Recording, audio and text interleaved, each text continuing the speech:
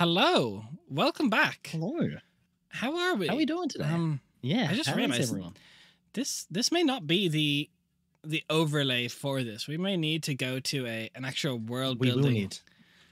Ooh, damn, it's been a while since we've hit up one of these. We need one to of these actually overlays, write but, stuff. What the fuck? Let's- Yeah, look, let's see how effective we are. Our track record for actually writing things is So do we do this in minimal. a Google Doc or do we do this on? No, because we have to do it on Google Doc and transfer it to a world. I remember this conversation so Yeah. many times. yeah, and it's just easier for us both to write on a Google Doc together. Okay, let me get this Google Doc over to you, and I will. Yes. This is our grand opening. This is a momentous occasion. Sorry, I just looked into my kitchen. There was a boxing match between my cats going on. Who is winning? Big country. Yeah, I thought so. Big Country's got the the raw He's strength. a weight class up. It's all right. Shaz He's just away. threw- Exactly. Yeah, Shaz just threw a pillow in their general direction. They split up, and now Big Country's fighting the pillow. Big Country just loves a brawl.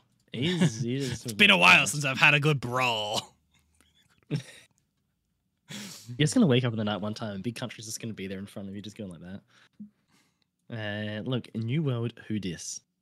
He's just gonna scream for the Emperor. Facts. Big Country's battle cry. Or Ronald Weasley. Look, he punches up. Ronald Weasley punches up. He does. He does.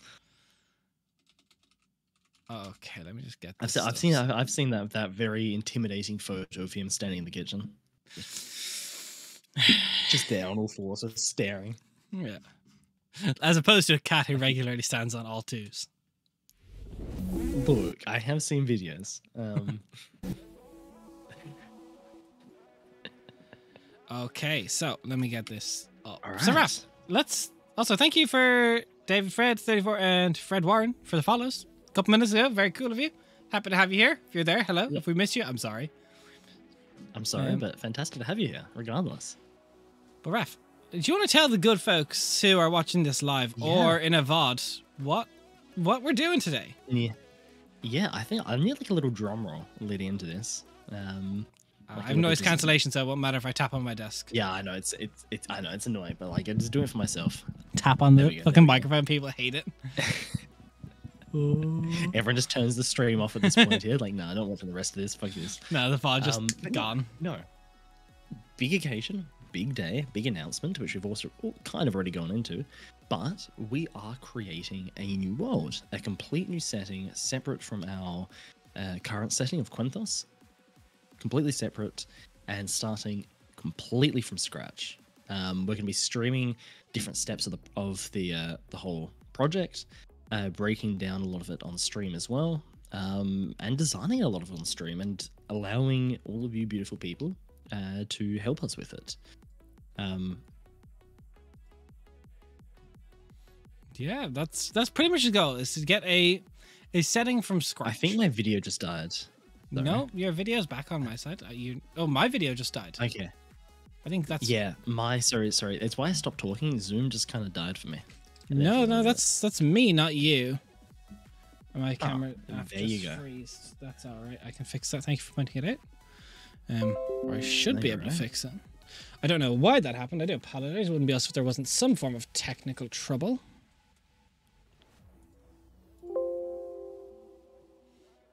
That might fix it.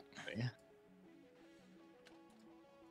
Hello, I'll be working and lurking, but I'm really interested in world building. Oh, fantastic to have Hey, you Melville.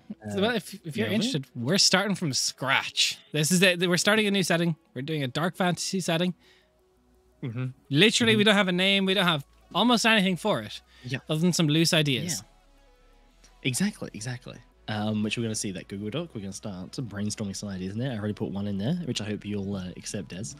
Take I'm that sure out that- of there. I just fucking saw that. Take that out of there. You're a heathen.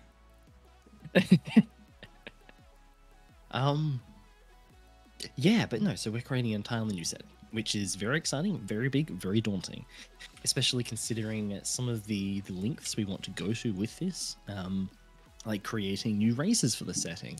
We'll be drawing upon a lot of, quite a few standard D&D races, but we'll also be trying to create a lot of our own. So there's a lot of different elements to this that will be quite exciting to get into. But yeah, is there anything you want to add to that, Des? No, I think you've got a pretty solid grasp on what the goal is going to be. So, yeah, Right. a new setting is where we're at. That's the project. I suppose the only prerequisite we have for people who are watching this is it's going to be a dark fantasy. That's kind of, while previously Quentos has had aspects of multiple different themes in it, this is going to be far more a themed world, kind of designed around a specific idea. And then we're going to use that to mold how we approach it. Precisely. Yeah, how did you want to start this? How did you want to? I don't know exactly where to begin, but how did you want to begin this? Well, I suppose for viewership both now and in the future, people looking back on this, what would be good to get started is to put down some notes on our concept and of the setting, like the overall theme, tone, whether, put down dark and gritty themes. Is there anything else we want to include in there? And considering the level of magic in the world we want, which we kind of touched on yesterday. Yes, precisely. So just getting some stuff up there. Yeah, exactly. Going through a lot of the preliminary stuff like that. Yeah, and just going into what we want from the setting, I think, more than anything else. So I did make a couple of lists. Suggestions. Oh, okay. So, oh, kind of a couple. Again. No. So I was looking at this from a point when after Ashley kind of went off yesterday, I had a bit of time to think, and following a similar process of how I made the steps to how I would make a new magic system. I tried to come up with some steps for how we could approach a new setting from scratch. Kind of an order of operations. I don't really have them ordered yet. I don't know which step comes first other than kind of deciding that. So I'll let you put these down for us. So I suppose first things we need to know, not first things, but some things we need to know is, what is the geography of the world going to look like? Climate and ecology. What sort of flora and fauna are there?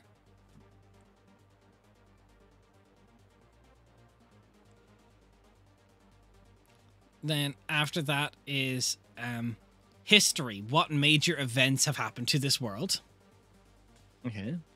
Then going into civilization and culture. So figure out where our races and those cultures kind of lie. And a kind of sub point of that is social structures and traditions.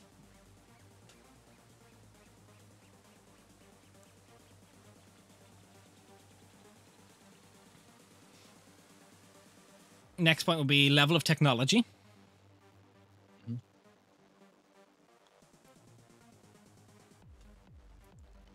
Next point's a massive one, is pantheons and religions. System for gods and what the fuck is up with them.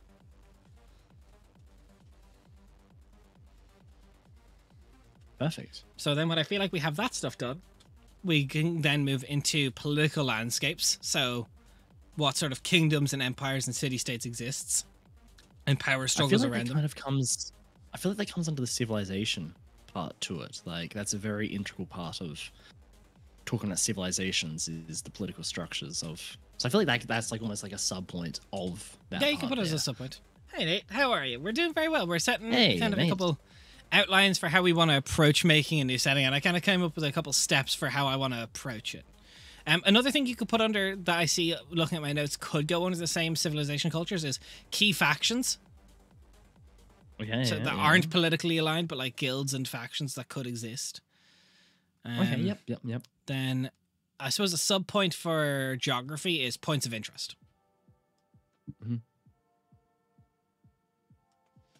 Natural points of interest. And then some of these points you might want to subcategorize. I don't have subcategories here, but one thing I know you really want to go into for yourself is the economy and trade. What are trade routes, resources? What kingdoms have what resources? Yeah, I feel like before we reach there, a very big one, which we've already discussed, is going to play a major role, is magic. Yes, that was literally I've two. That's 2 points from where I am. So yeah, magic and supernatural, because we kind of have two distinctions now if we keep the talent. Rules of magic. Yep. And then another one is Yep. this could very much so go like a sub thing of political structures, but laws and customs. Okay. Okay. Like once we have kingdoms, what are their laws? Yes, that very much goes hand in hand with that section there. And then I suppose after that, after we've all of that magic, the only really other point I have is map creation. Get on that. Yes. Yes, that is a major point. Which is just also feeling satisfied with the general outline of the map. Look, I suppose the geography one, that question there, for me at least, is a bit easier to solve because I think we're designing a whole world. So geography-wise, it's going to have everything. Like there's nothing that I think we're not going to have in terms of geographical landscapes in it. I think we'll be hitting most. I suppose actually the main thing for me is like what unnatural or strange geography it exists in the world.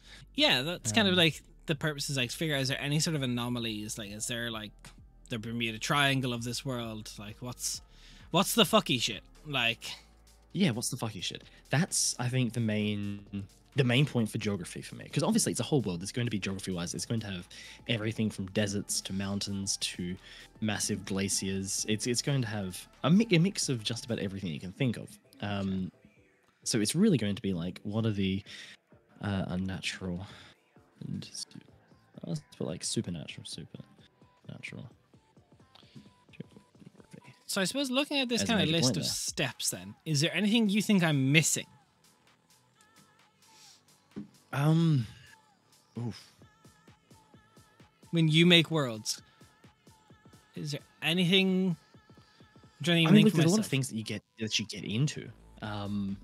Oh, look, there's 100% like other stuff like language and communication. There's, yes, but that kind of also becomes a category as well when you go into like civilizations and cultures and all of that. That becomes civilizations and cultures will take a long time. Yes, well, that is the bread and butter of a lot of this stuff. Let me think as well, though. Let me think if there's anything else that we're missing out on. I would say a major part of this is one of the things that we're very much missing so far is races in the world. What races exist? What are we using? What ones are we creating? Yeah, that's fair. I feel like we need to order these to kind of give ourselves a structure as well, though. Order in terms of what, though? How we're going to approach them, like what order we're going to do them in.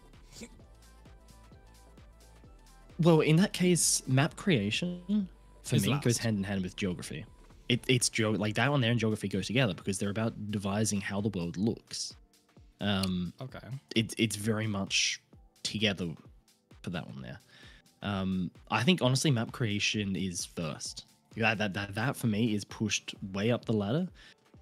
Before we even hit civilizations and cultures, because we need to know what the land looks like, what the map looks like, how the world is shaped, how the world is formed, before we start to have ideas of where everything fits into it.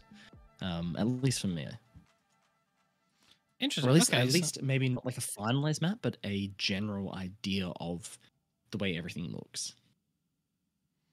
Okay, I can see a point for that. Do you want me? So, I'm probably doing the map as like the artistic side for it until we commission someone hopefully down the line to do this when we get a little bit closer. But obviously we kind of need a point for it first.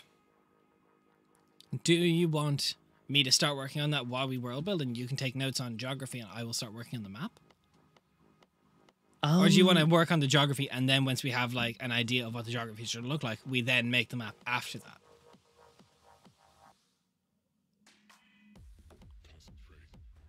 I think there's a lot of things we need to almost discuss before we talk about this today, at least. I mean, today I feel like we may hit that point, but there's a lot of just almost like the base rules and the baseline of the world is what I'd say.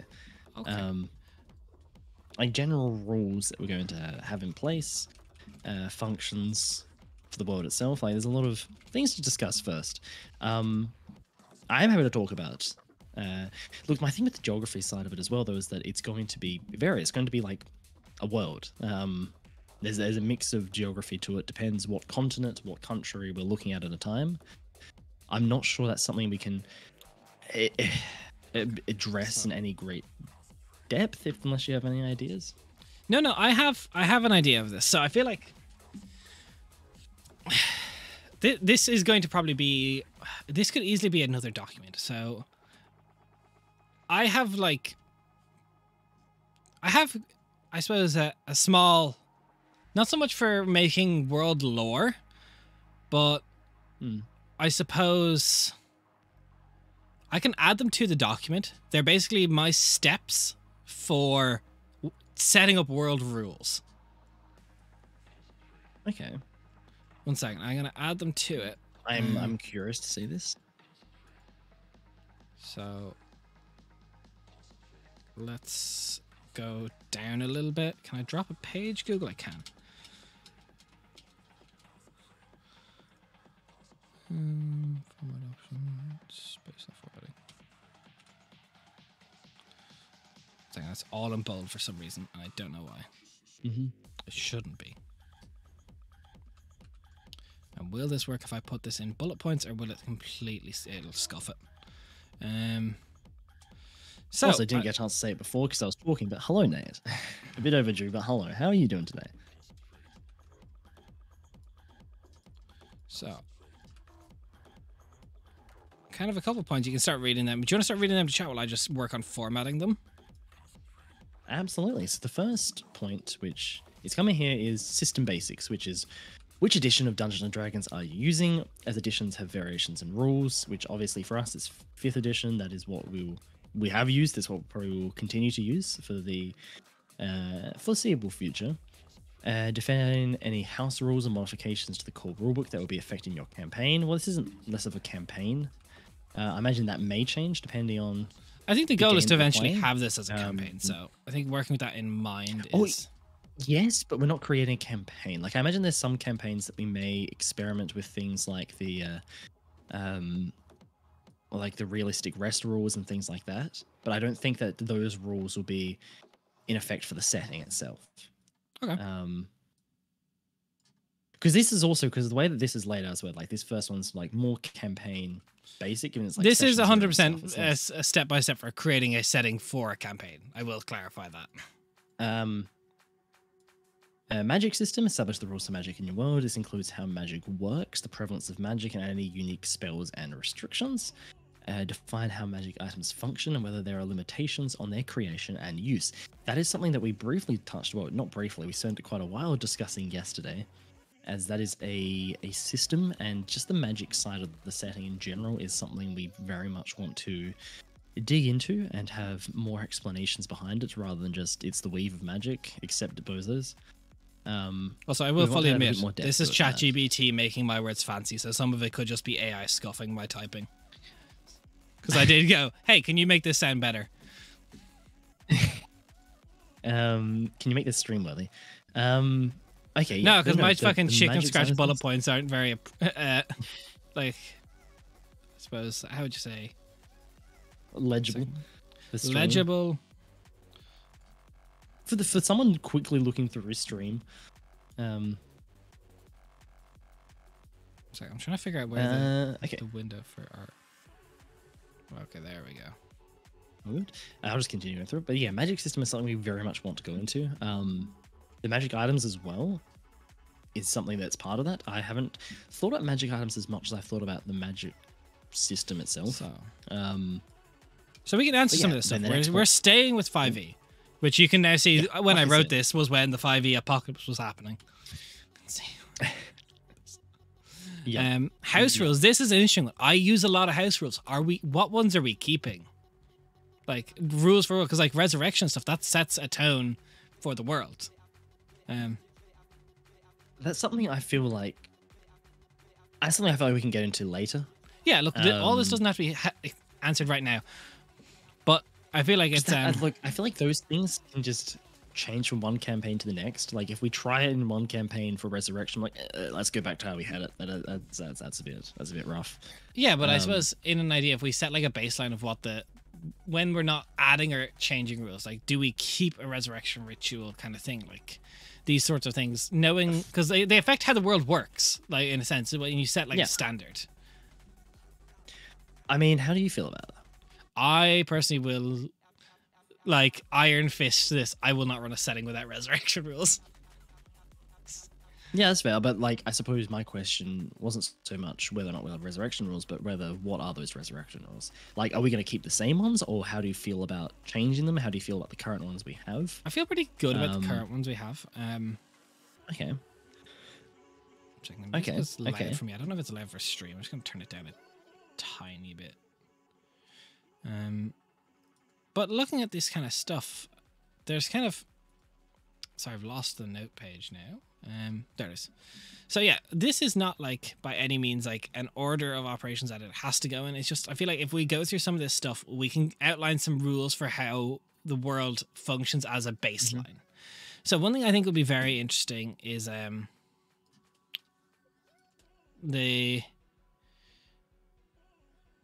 get rid of that point, the player input one. That's not really relevant to this.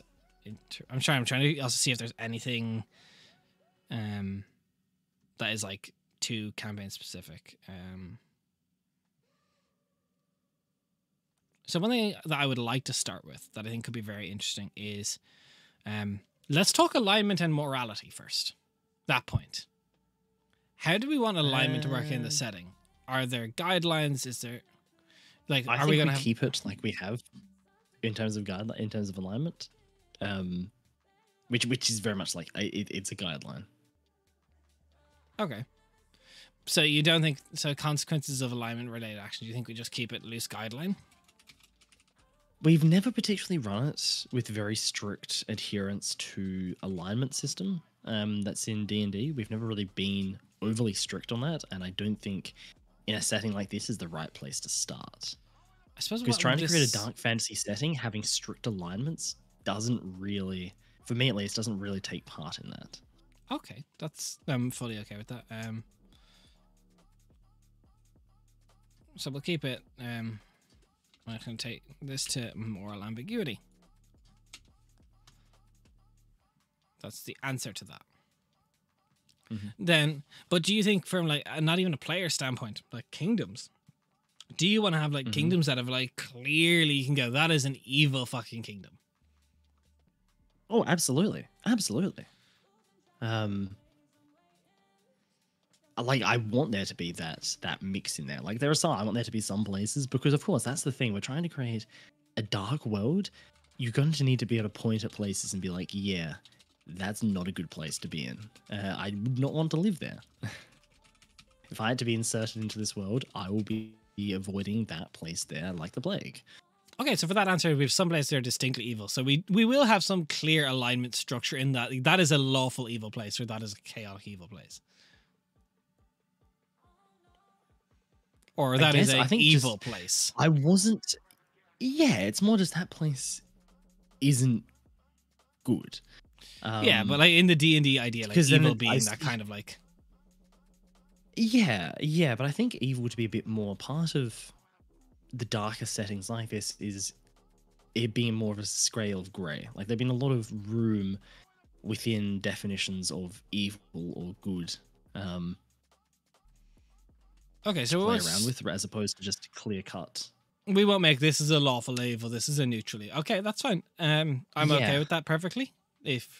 If that's what you look, I would just be hands down. I don't like the alignment system in D&D. I don't think. No, it's. I think the alignment system needs to be much larger and more of like a graph than anything else. Yeah.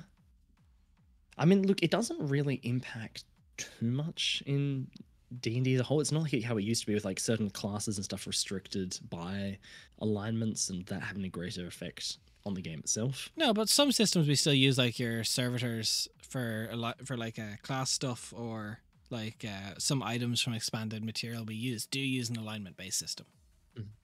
Now mind you, we modify it, but it's keeping like a general idea of like, did we want alignment to play a bigger point in this, like, you know, setting, which I also I don't have a strong opinion. I do agree that Okay. Dark Fantasy probably is better to not have like clear cut lines of good bad.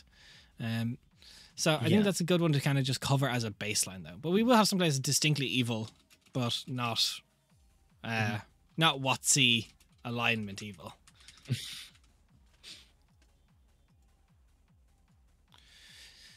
Then I suppose one thing to kind of look at, we kind of the weather and environment section could be an interesting point to go to next. Figuring out what the world's kind of like, I suppose our start point. Let's figure this out because we're starting with a whole world, and we already, for the advice we give for people who start worlds, we never say start with the entire world in mind at once.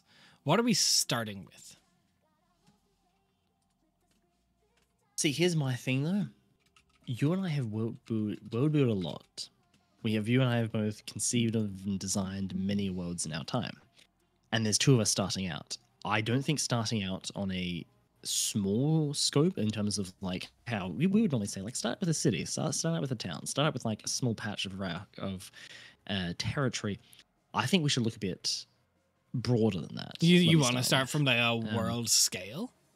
Okay, so what's but I think more of a continent. I think more of a continent scale. Okay, so for the starting continent, we've kind of talked about this. We were thinking Mediterranean.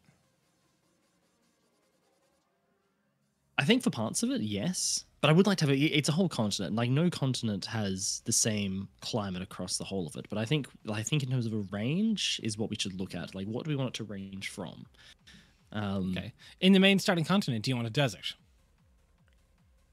Because in my mind, depending on the size of the continent, if we have a desert, we can't have snowy tundras. We can have colder regions, but on the same landmass, like it's possible. I mean, how large do you want the first continent to be? Do you want it to be like Asia? Do you want it to be like rough? Like what size are you thinking? Are you thinking smaller continent? I'm thinking fairly sizable. Maybe not the largest continent in the world, but I think it's a decent size. So I suppose we could have the full range. Hey, Emerald. Oh yeah, or at least a range. Hey, Emerald, how you going? Good to have you here again. But yeah, I think a range would be good because it just also gives us a lot to play around with at the start, so we don't feel constricted. Like even on the first continent, just allow ourselves just to throw a lot of ideas out there, start to really think about it, haul it back when necessary. But I think because that's the thing, we can always pull it back. But I think we should aim slightly wider with some of these things and then haul it back as we go if we think we've set our scope a bit too wide in terms of, the environment having too much variation. We don't really know what to do with that. Then I feel like we can always pull it back. Okay. Is there any point in that list that you think would be a good starting point for you and how you like to work things? In terms of the one at the very start? Yeah. No, either of these points that it says, I think establishing some world rules is going to give us a good starting point. Okay. So some of these are very interesting, actually. There's a very interesting point here, which is just one more thing to touch on, which is the point of time and calendar. Yeah. Did we want to have different calendar systems across the world? I do. Measurements of time. I do as well.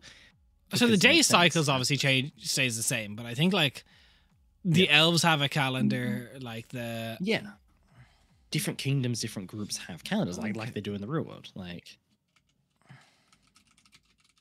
there's different. I think there's like a standard calendar that exists, which is the main one that we use, just in terms of keeping track of the setting. It makes it easier. But I think we do establish that different groups have different calendars and different measurements of time. Okay. How fucky of a calendar system do you want to work it with? Do we want to do like a Earth 365 days a year, 7 days a week? I think for the standard one, perhaps we don't go incredibly standard. Like it's not just like, you can clearly see this is just our real world calendar just ripped across. But I think we should keep it easy enough to understand for people to have, for a matter of accessibility, that the standard, like the general calendar is, it's accessible. I think that's the main point. But I think we can get weird with some of the other ones that exist out there. I think we can get very strange with them. But for the main one we're working with, I think we can be a little bit inventive. I think we can be a little bit crazy, but not too crazy.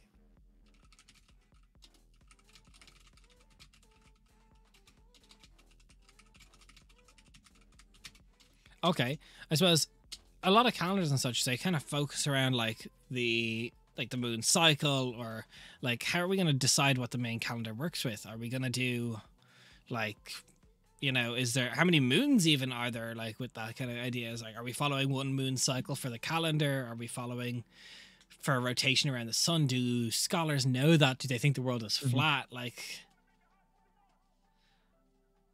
see, that I think that is one of the reasons as well why it changes across the world. Like, depending on where you're from, they have different interpretations of how the Azandiet planet moves, how that changes time. Like, what is a moment in time for it? Is it, you know, does the sun rotate around it, or does it rotate around the sun? It changes their conception of how it exists. So I think that is interesting. As for the standard one, I think that's going to come into play once we look a bit more into the civilization aspect of the setting. okay. Because then if we decide, like, you know what, let's say it's going to be really weird, then we can perhaps go a bit more non-standard on that front. Okay, so I mean, you've created. I've created many calendars. I like going weird. Then go weird then. Fuck it, I don't really care. I enjoy going weird, but I suppose for me to go weird with it, how do seasons work? Do they work regular? Or are they kind of like Game of Thrones, where seasons doesn't have set time frames? Because, you know, then you plan calendars around seasons. If we're not planning around like a world cycle of like rotating around the sun, if that's like not the standard world knowledge, or we just don't think it's that far along, then the calendar's going to be based around the seasons. Yeah. See, do we want to go strange with seasons? Do we want to have them be relatively normal? If you go strange, then that's something we really have to take into account as to how that affects the world, which is something I don't think Game of Thrones does enough, particularly in Westeros. No, a couple of years of winter. Bro, when you have 10 years of winter, how the fuck do you have the exact same animals that exist? Like, how do you have the same ecological landscape as Earth? Like, it doesn't make sense. Like, there's so many questions that it presents that just aren't answered, that I think that if we go down that route, we need to be prepared for all the weird things that would happen if we have some strange seasons.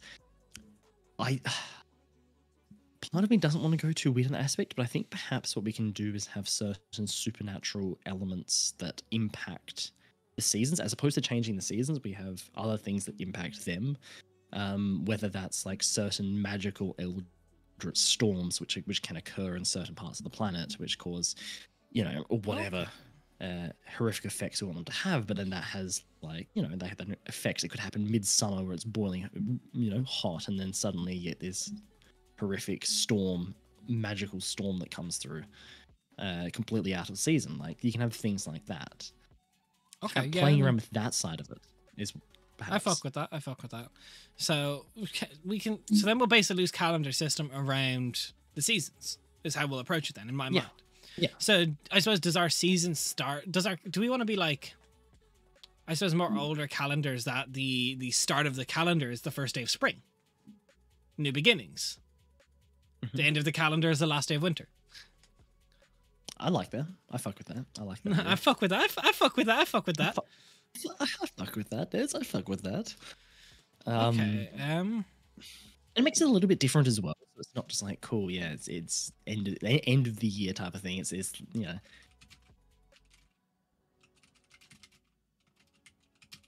Look, ending the year in winter, in midwinter, is kind of cringe. Look, it is. Or midsummer, it's kind of cringe. Oh, I'd love to do something like a midsummer festival, like a part of the world where literally midsummer does not get dark. See, that's an interesting question, though, Des. This starting continent, northern hemisphere or southern? Northern hemisphere. Come on, man. Come on, just give me this once. Nah, Come I on, can't- man. we're not building the upside down. Okay, Northern Hemisphere.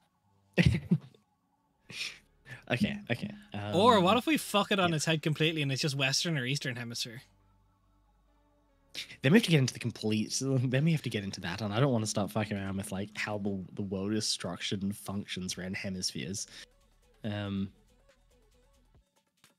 imagine the fucking. That'd be so weird.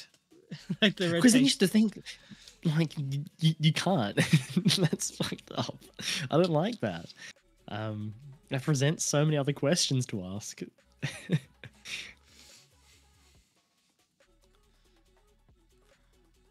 Start trying to figure out the geometry of what angle the sun hits the world at.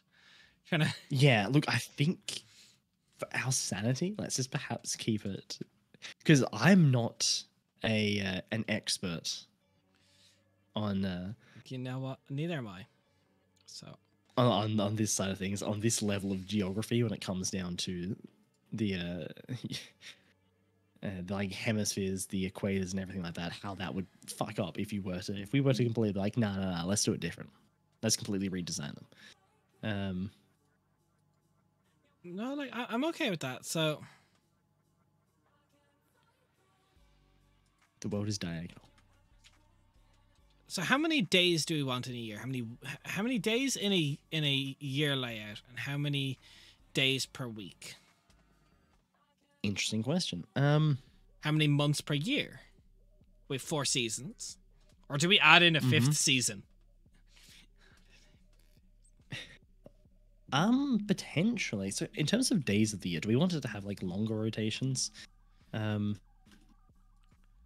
What if we did something fucking like a 470 like day year, like a long ass year? Okay. Now, how do you feel about longer calendars? I don't mind. The calendars is something that I can easily work within. It's not something that I particularly feel too strongly about.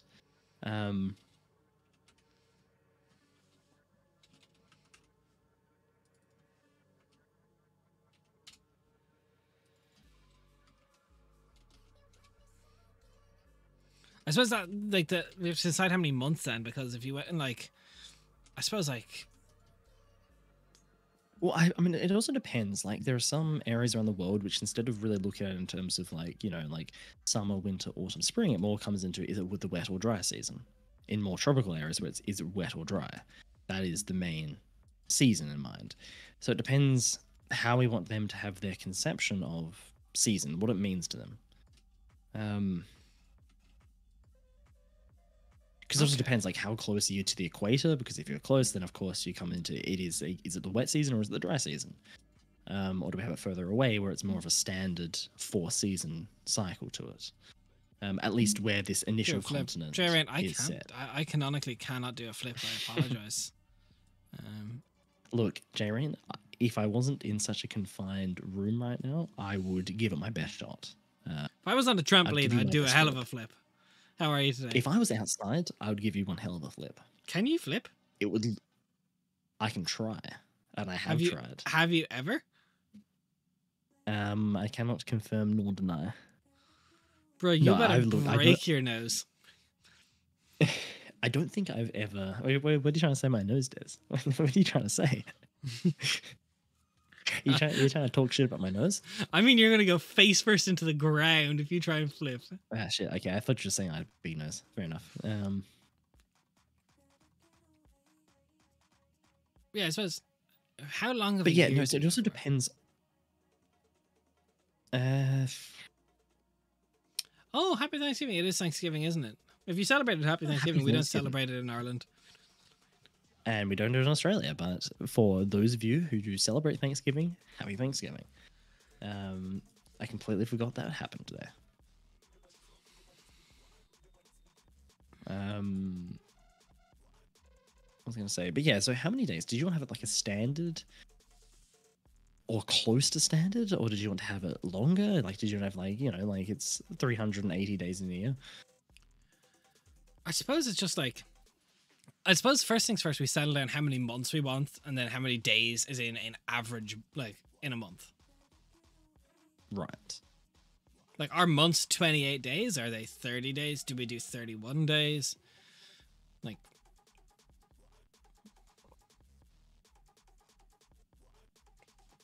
Like why, or like, Yeah. Like, do you have any strong, like, as I said, calendars and this type of thing? It's not something I feel overly strong about. okay. So if you have particular ideas that you want to pitch, then absolutely.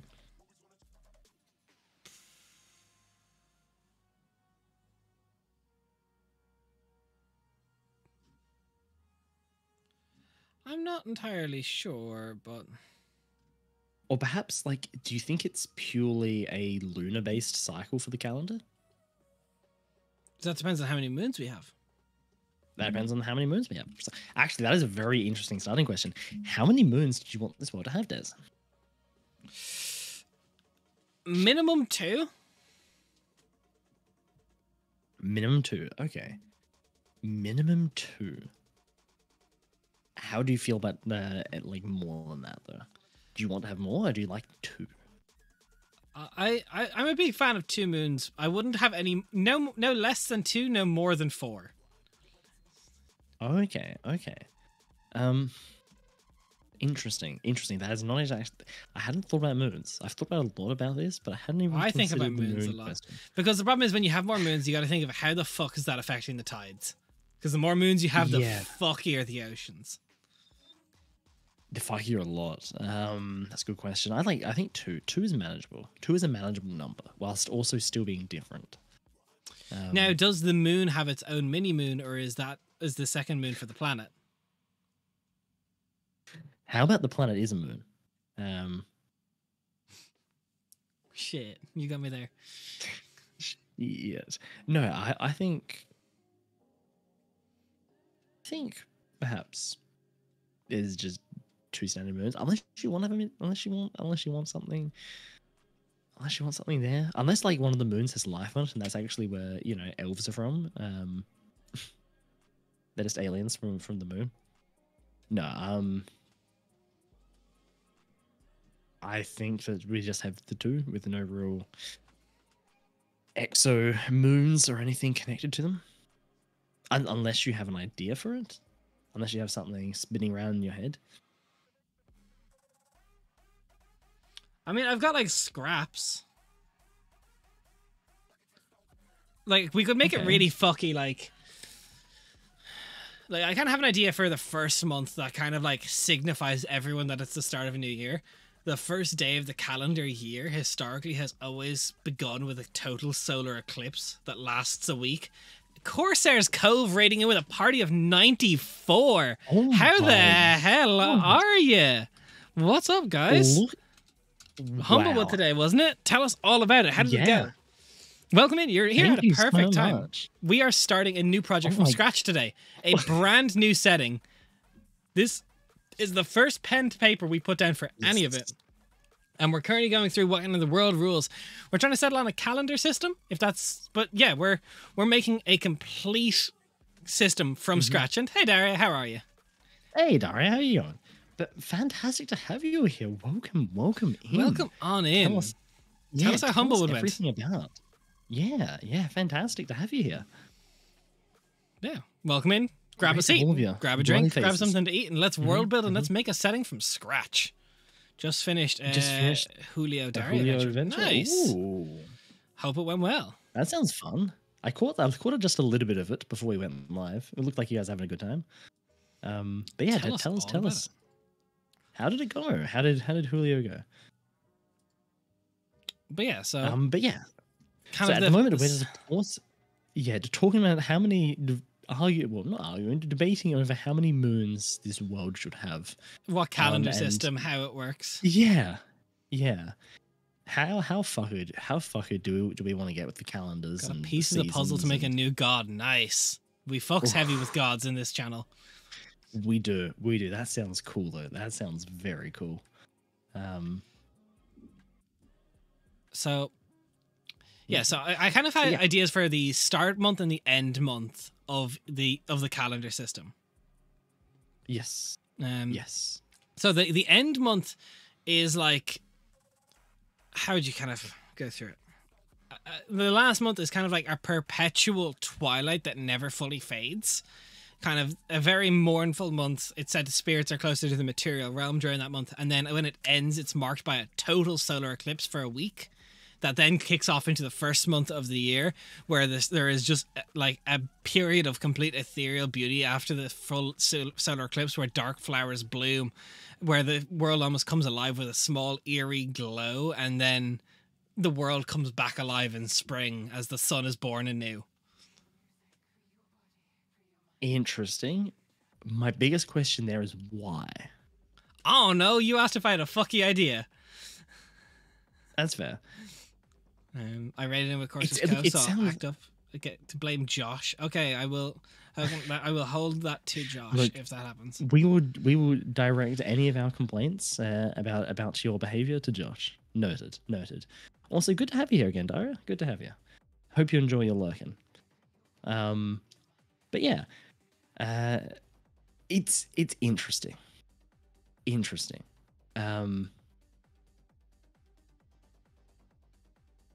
It is fucky. You're right.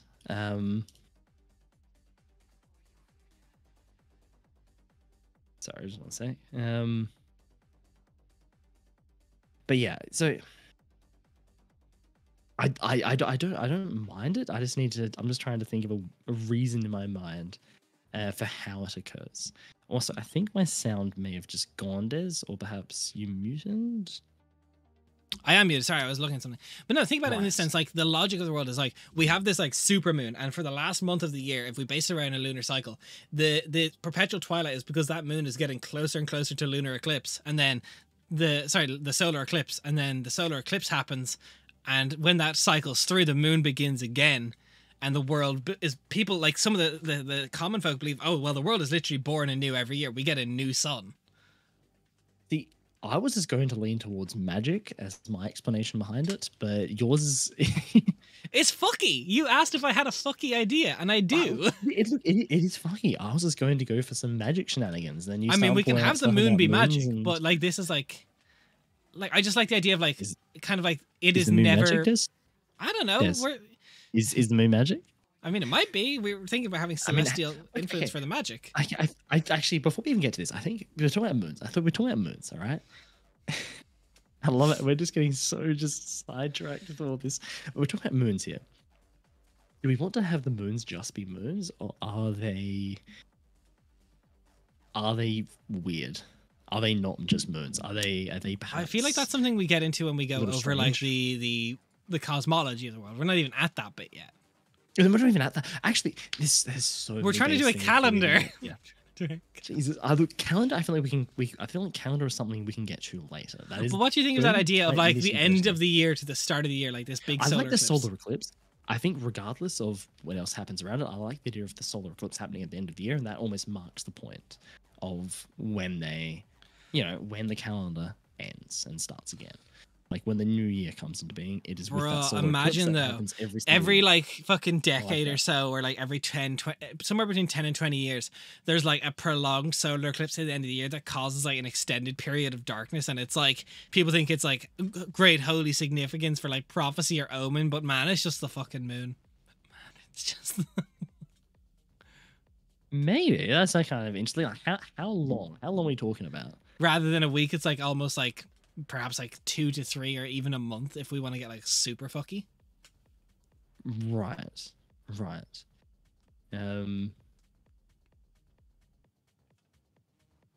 So how many people go blind during that time trying to look at the eclipse for such a long period?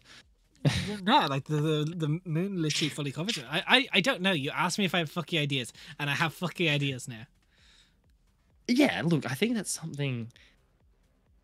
A A double eclipse. of Oh, both moons every aligned. 10 years a double eclipse. That would be so cool. I think that's interesting. I think that's cool. That's a cool. cool idea. Every X amount of years this happens. I think. But that's even just have it on a range, like Hello, every Uldre. like, hey Uldre, how are you? How you going today?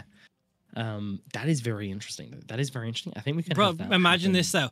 Instead of X during number of years. the dark months, like when it's like that last month, that's eternal twilight for like then they measure time in shrouds, where they measure like the shadows rather than the light for time. Okay. That's interesting. See, yeah, I don't know. I don't want to go too heavy on the moon side of the world, just because we've done that before in different settings. With We have. Teltara being very moon based, with that lunar side of it playing. A very This isn't even like important this is just part in the world. calendar stuff, like the end month. And But the it's going to last play a one. massive role if you have, you know, like moons playing a major role in each year and things. That it's going to have a massive effect on cultures around the world. So do you not want to At do least the some. red moons then? No, I think we do, but I don't think we go too far with it. That's feasible, but an eclipse still only lasts a few minutes. But magic.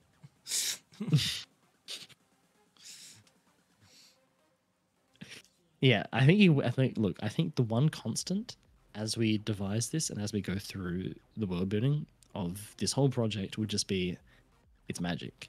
You hear that a lot. Look, that's the goal. It's magic. Yeah, exactly. But no, I think I like the idea of the solar eclipse. I like the idea of the solar eclipse, that being like marking the point, the end point on the calendars. Solar eclipse is what I had in mind. Yeah, okay, yeah. Okay.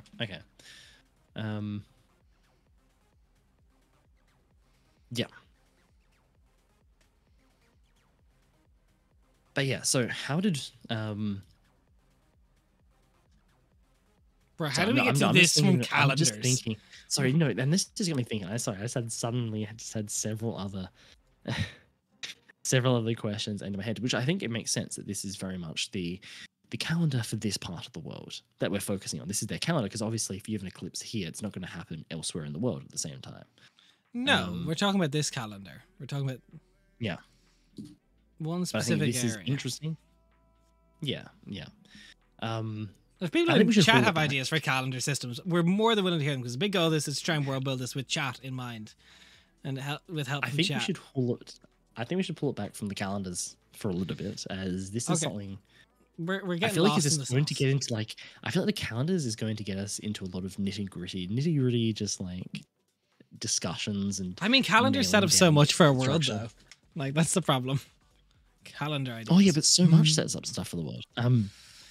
I think bro, one of the most we're- important things that we haven't actually discussed in here, one of the most important things, pivotal. This is a D&D world after all. We're kind of for D&D, and this is something we haven't really even put into our points. Is what are the planes like? I was afraid you were going to ask that question today. No, but it's true though. Look, we don't need to decide on it today, but it is something we need to have there. What do we want the planes to be like? How do we want to address them? To have an eclipse last for like a month, you can introduce a large body for a moon, something like a binary system where the moon isn't a moon, so it's Ooh. almost much a secondary planet. Oh, that'd be interesting. That's interesting.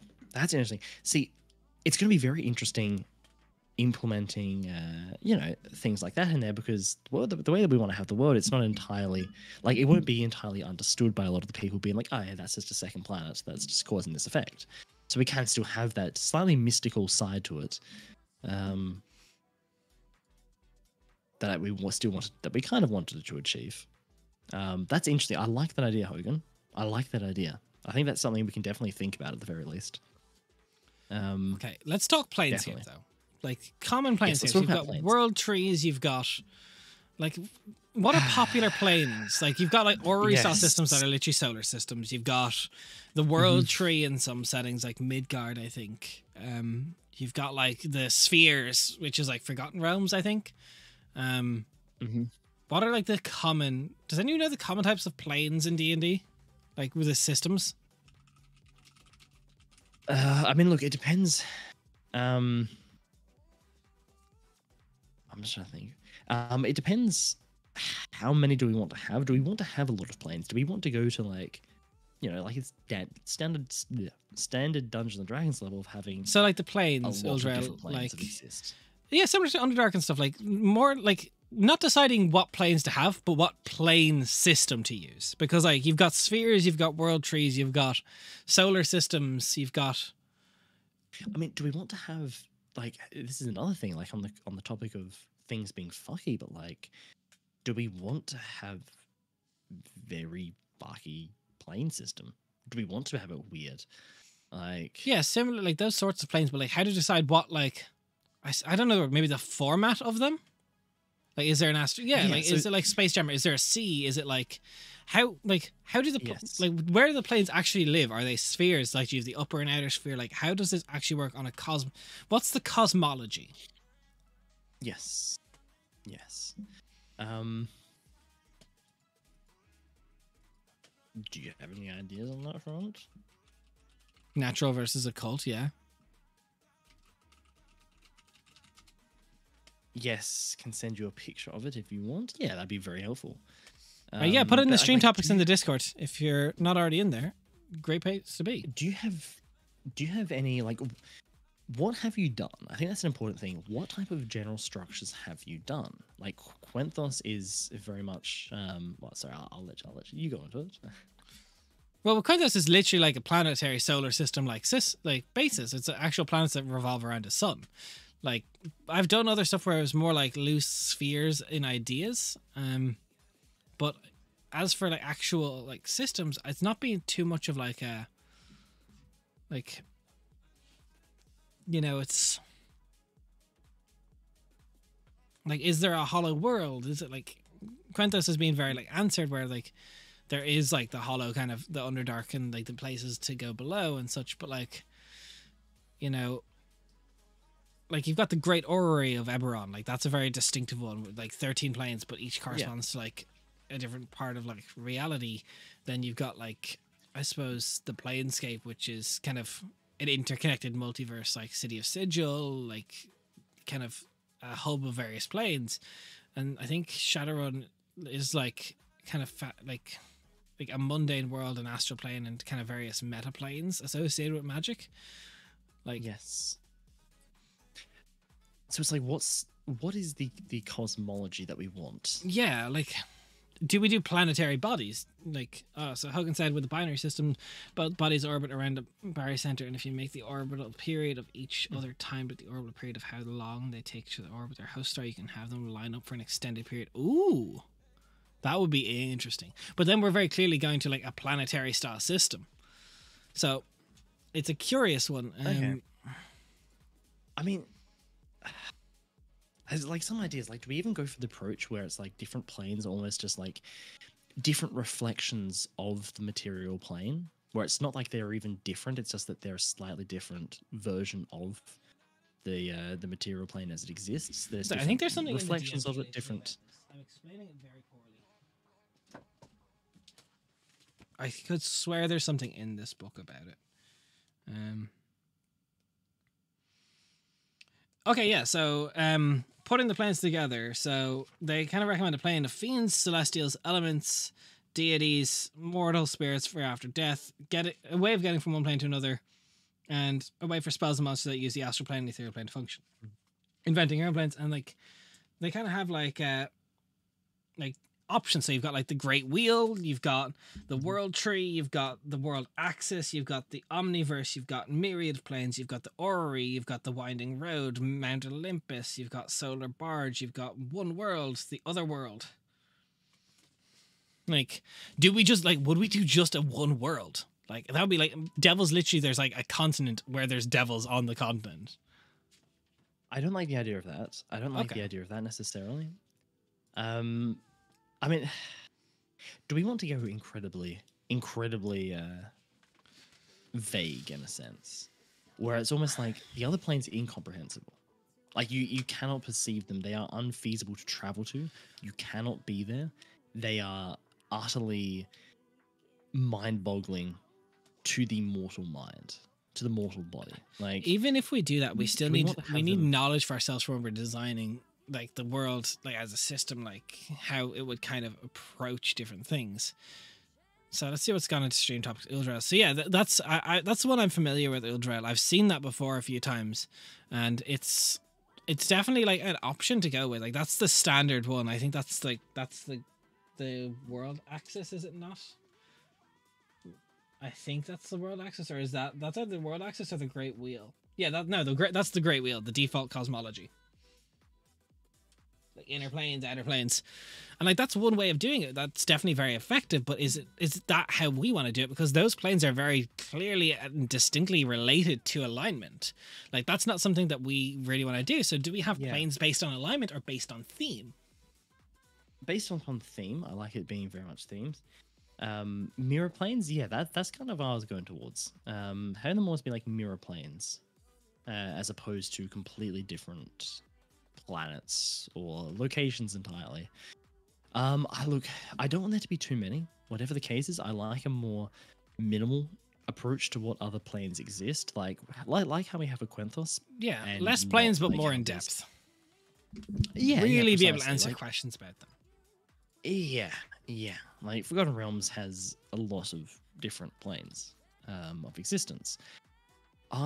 There's a really interesting system in the DMG, a really interesting one. So it's called the Otherworld. In this model, the material plane has a twin realm that fills of all the other planes. Much like the Feywild, it overlays the material plane and can be reached through thin places where the worlds are particularly close.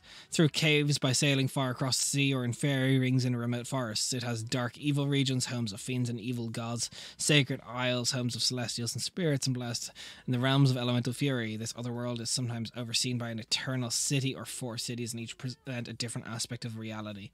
The Celtic cosmology has another world called Tir na Nog, which is a Celtic thing, like from our mythos, and the cosmologies of some religions inspired by Asian myth have a similar spirit world. Like, do we want to literally just do like there is like a world and spirit? That's worlds? Precisely that's precisely what I was talking about, though. In terms of mirror worlds, like it's very much it is our planet, like whatever this planet's called, but it's just an alternate version of that. Like it's a mirror version of that. And we just have the one mirror world that has everything in it, in like regions, or multiple. That's the thing. It's multiple inlaid over each other type of thing that exist, but they're just different versions of it, as opposed to being a completely different planet, like, Hell, whatever we call it, whatever you want to name it, or Feywild or whatever. Instead of them being looking completely different, being completely different things, it's literally, it is just different versions inlaid over each other. I like the idea of there being like one spirit world, even though, like, that's so cool in my mind. I like the idea of there being a spirit world. I like that existing. I like that. Okay, and that's a system the other world is a system as a big fan of Celtic mythology as well, I fucks heavy with Tir na Nog and all that stuff. That's some cool shit. Yeah. Okay. That's interesting. I think we could take that approach. I think we can refine this, but I like that approach. I like that approach for it. With the Wilderness Realms, right? Yeah. But if we think about it, you want to have like we want this to be a massive fucking planet, like size-wise, bigger than Earth, like kind of size-wise. And like bigger than Earth, you're thinking. I'm thinking bigger. I'm thinking massive. And like the shadow, I was thinking like Earth. That's interesting.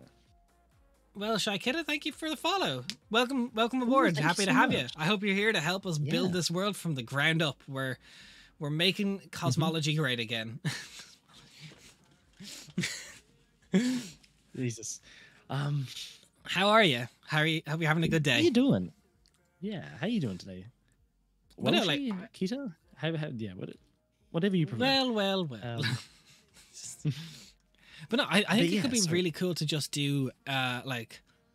So let me argue a point. We have this world, massive fucking scale. Okay. And this mirror inflection of it, you have like these like the spirit world where there's literally demons, you've devils, they're literally on a border of each other. We can have them warring there. We can have up in the mountains, almost like the Greek gods in Mount Olympus, on the actual world.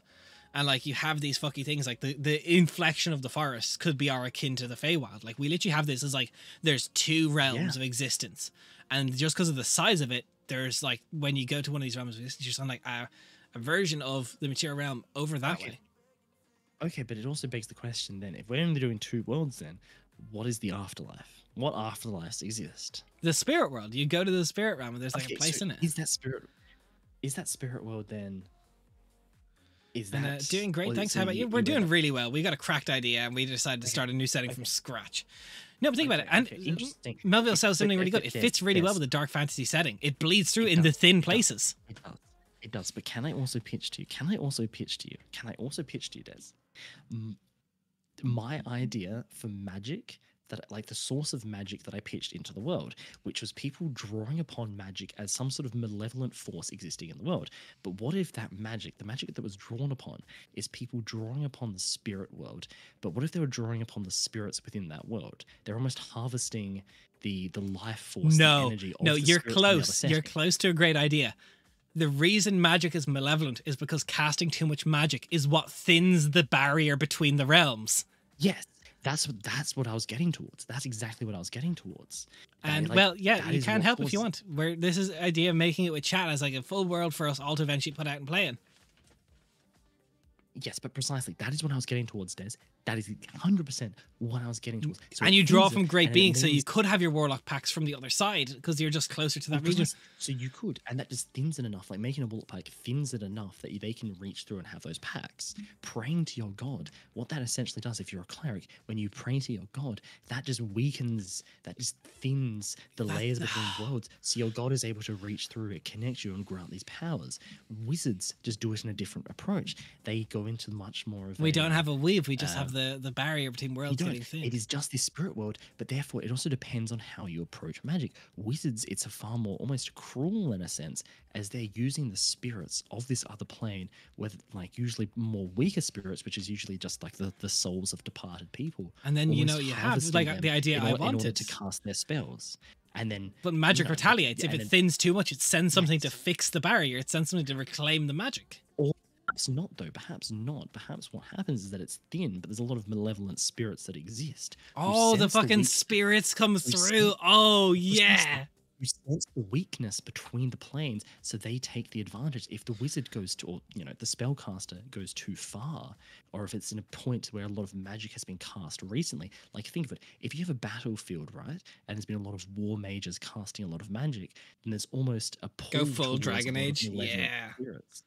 That's very similar to Dragon Age. There's almost like the pull of malevolent spirits towards battlefields to just pour through, or at least some of them to come through, and like people who linger too long can be victims of these spirits coming through from another realm, where they might be demons or devilish type fiends. Like that is what we do. Raph, we're getting a bit cracked. There is a point on this theme where we're talking in my steps for cosmology. We need to write this down. Planar cosmology. Yes. So we're doing the other world. We solved the fucking question, Des. We just solved the fucking question. But that's great for dark fantasy, though. It is. But then, like, angels and devils can literally war on the cosmological, like, ethereal side. Whatever we call it. Precisely. But see, this. But then even you have the reflection of the moons. Like, up there, there's, like, in the ethereal setting. Precisely. Like, Precisely, Des. Precisely. Everything is reflected. It has its own separate version of everything else. God, a bit smart sometimes. It's literally just like Dragon Age and like a couple of rip-offs from like Celtic mythology. Oh, yeah. Yeah, but the thing is that we're pushing it together and we're making it work in our own setting. Whale says, question, will people's life force be taken if magic is being used that way? I think they're afterlife forces, if that's where they're going in the afterlife, these spirits. I think it depends on the magic as well. I think that there's definitely perhaps some forms of magic practiced which is more, perhaps a bit more gentle on the life force of. Oh no, lost souls. Yes. Well, I think that's part of the reason. That's part of the reason why people pray to gods or make pacts with devils or what have you, is because that protects their souls from being harvested. Those who don't, or those do who they don't even go pray to far gods, or do they just protected. pray to protective spirits? Like, do we even just like, as like kind of Uldra's putting in, there are no gods or devils. It's all just ghosts that are stronger. Do they even call them gods, or are they just like the?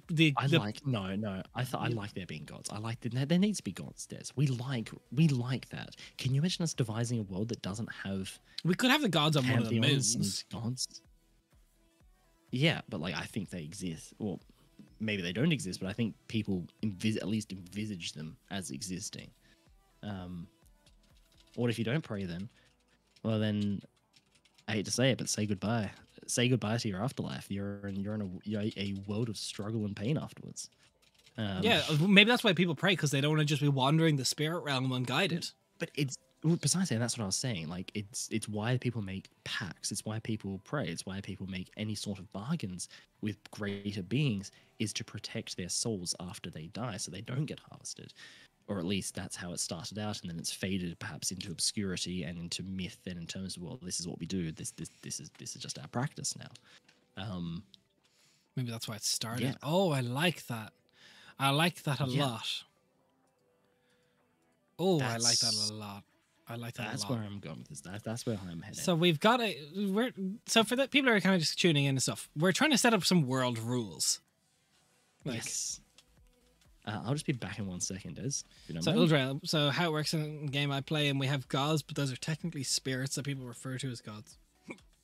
And believe in, as that's how they present. Yeah, that could definitely work. Kind of going with the like less clear answer of like, what is a god?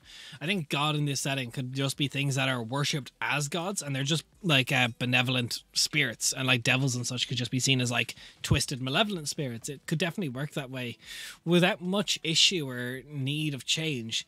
But then you can even look at like the mirror of like and humankind don't really know all that. Yeah, absolutely. Like, they don't need to know that, because this is like, I suppose in Dark Fantasy they don't need to know a lot of like the answers. Like, that's kind of one of the things with Dark Fantasy is it's not meant to be, you're not meant to have all the answers. Like, that's a big point of it. It's, you know, a lot of unknown, and outside of civilization is unsafe because there's thin parts of the world and things can come through. I really, really like that idea. And this is going to make for a very interesting setting. Because this isn't a type of idea for setting I've done before. So, generally speaking, when we run games at the table, I would DM, and I do, with the current setting we have right now, it was written by me, and then about 2 years ago, I got Raph to start helping me write some things on it. This idea is to start it with Raph and I writing from the start, as well as involving chat to world build, rather than trying to world build an already fully established setting that we have. Start something from scratch. As well as one thing we need to talk about is how we're going to do planar portaling, though. Like plane shift and stuff like that. How is that going to work? And I definitely think it's going to be something that's kind of like, I really like the idea of like sailing far into the ocean, like going into these thin parts of the world, like through cave systems or something. Because then you can get like, you know, underworld caves that's like, I would do an ethereal plane. I think that is the ethereal plane. I think that's how I would work it, is literally just have 2 realms. An ethereal realm that's between. Oh, okay. So kind of like a layer that stops them, and that's the part that gets thin. Oh, okay. That is very, very good. That is very, very good. Water. Kind of like going into the Underdark, you got to go find a hole. Yeah, exactly. But in this setting, you'd go down somewhere deep below, and then that's where the ethereal plane or something like that would get thinner. Portals you only see on the ethereal plane. Oh, yeah, that's... You know, Uldra, that's a good idea. That is a very good idea. I'll make sure to tell Ralph when he gets back, because I like that. But you just go through a regular plane, it'll just be need to find. Kind of like a limbo. Yeah, Melville, very much so like a limbo. Like this kind of in between. So, Raph, this is a very good idea. Uldra said have an ethereal plane, kind of like a barrier in between as a limbo. That's what gets thin. That's kind of like the cushion between the realms. I like it. I like it. I like that a lot, yeah. actually. So technically there's 3 realms. There's just the ethereal plane, and being able to see into the ethereal plane can show you where these things are thin and help you either look for them or avoid them. Interesting. Because that was actually a very good point, is that there are spells like etherealness and ethereal, a lot of references to the ethereal plane and everything that you kind of need to have in there. Otherwise, you have to scrap a lot of what some classes and spells can do. So that is a very good solution to that. And hags, no. It's kind of, but Okay. I think even if we just call it the limbo, like, or something like that, like purgatory, like this little bit, and maybe that's where souls that don't have a distinct place go to. Souls that aren't at peace or balanced go to this in between. Well, souls aren't able to fully cross over unless they have something almost shepherding them through. It can just take an extended period of time for them to make their way across. They have to find While it they're in the caught, ethereal realm. They have to find the gaps that enable them access to the other plane. But whilst they're making that journey through, that is when arcane users of any kind can almost just reach up and just like grab their life for drain their souls. But then that's the thing, though, is that I think it's something that a lot of mages don't even really realize what they're doing. They don't fully even understand the whole process behind it, that what they're doing is, in fact, draining draining souls of the departed. Bro, that makes so something they'll do that makes hags in this setting really strong because they can go into the ethereal realm and pluck souls. Oh yeah, oh yeah. Let's fight. We could have hags as a major villain of this setting. Des, let's get haggy. All right, let's get haggy. That's what I'm saying. Like, let's get down with the hags. Like, we have not touched upon them enough. Let's make them a major threat. Bro, imagine people going to these witches in the woods being like, my fucking partner, wife, husband, child has passed away, and I don't know if they found their way through. Can you go in and help them through? Yeah. You can have good hags and bad. Oh, we could have hags be so central to this. Hags can almost be seen as like those what's the word, like the wayfarers, the navigators between the two planes and the limbo in between. They are the navigators of that. Good question from will there be a guard or something keeping an eye on the barrier, like someone who gives every magic user a warning? I don't think so. I don't want the magic users to know they're doing this. In fact, I think there's malevolent forces in the ethereal realm. Because I think that makes it darker, is the fact that magic users don't even understand the full weight. I think to some extent they see themselves like, yeah, we're connecting through to whatever we call this spirit plane, that we're connecting through to that, we're draining it, like we're pulling upon the magic from that. Cool. That's what we're doing. I don't think that they have an understanding entirely of what they're doing. So I've put some notes down. So there's creatures inside that feed on souls traversing, and then souls inside are used by magic users, thinning the gap between the realms.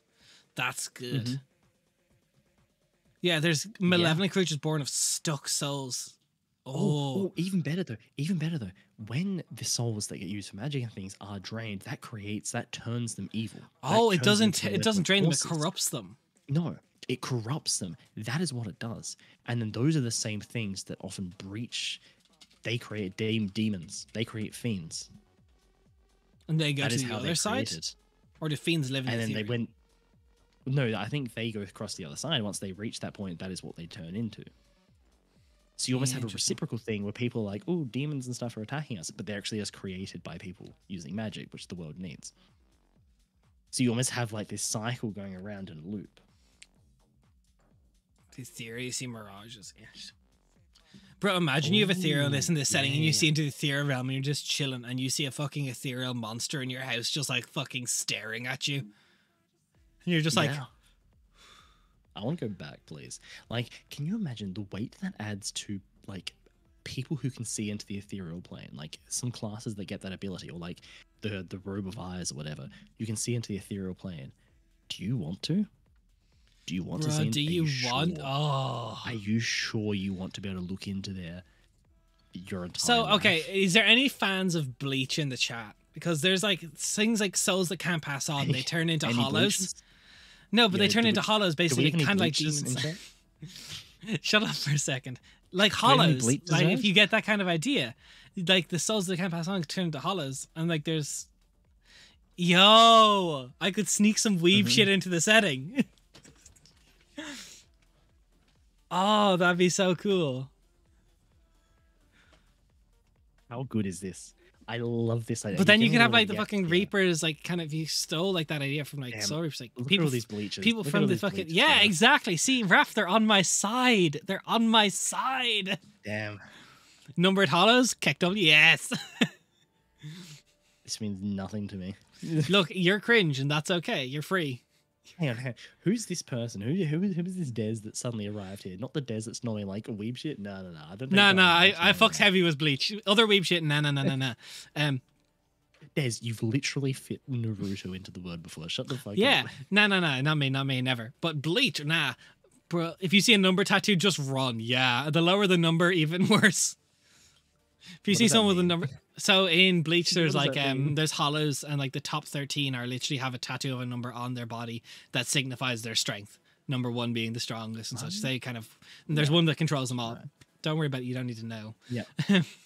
You need to watch Bleach now, though, because we're setting our world off of it. And if you don't watch We're it, not I'm saying our word like no, we're not. We're not. Okay, shut the fuck up. Shut the fuck up. don't worry, We're not chat. Don't turning worry, this chat. into Chat. Can I just have people say just agree? Just like Pog and chat. Yeah, we're having some Bleach references.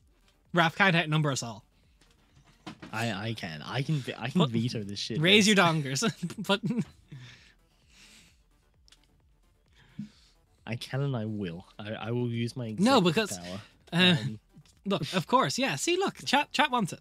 No, but like I don't mean that. I just mean the idea of hollows. I'll explain hollows. I'll send you some material on Okay, them, what they you actually need to are. pitch it to me. You need to Okay. pitch it to me and sell it to me. How? So, okay, in the Bleach universe, a hollow is a monstrous soul-eating spirit that results when a deceased soul is consumed by negative emotion or is forcibly converted by other negative emotion souls. They then go on and cause destruction in the material realm or in the realm of the afterlife. Okay, I think we can definitely draw on some inspiration from that. Yeah, so they are born That- of like I mean, look, that humanoid already souls sounds- who, for whatever reason, That don't already cross over. sounds- Yeah. Look, that does sound similar to what we're already doing. But like, I don't think we just. I think we keep our reasoning. Look, and I'm not going to logic call behind them it. hollows and stuff, but I think like using that No, as like but an I idea I is think- cool. Yeah, I think we can borrow stuff from it. Oh yeah, we're not gonna have cringe white masks on them. They're not gonna look like hollows, but look, I'm not gonna put these monsters that all have like a hole in the middle of their chest, and everyone's gonna say, "Yo, what that Ussy doing?" I'm not like I know my players, like I'm not allowing that to happen.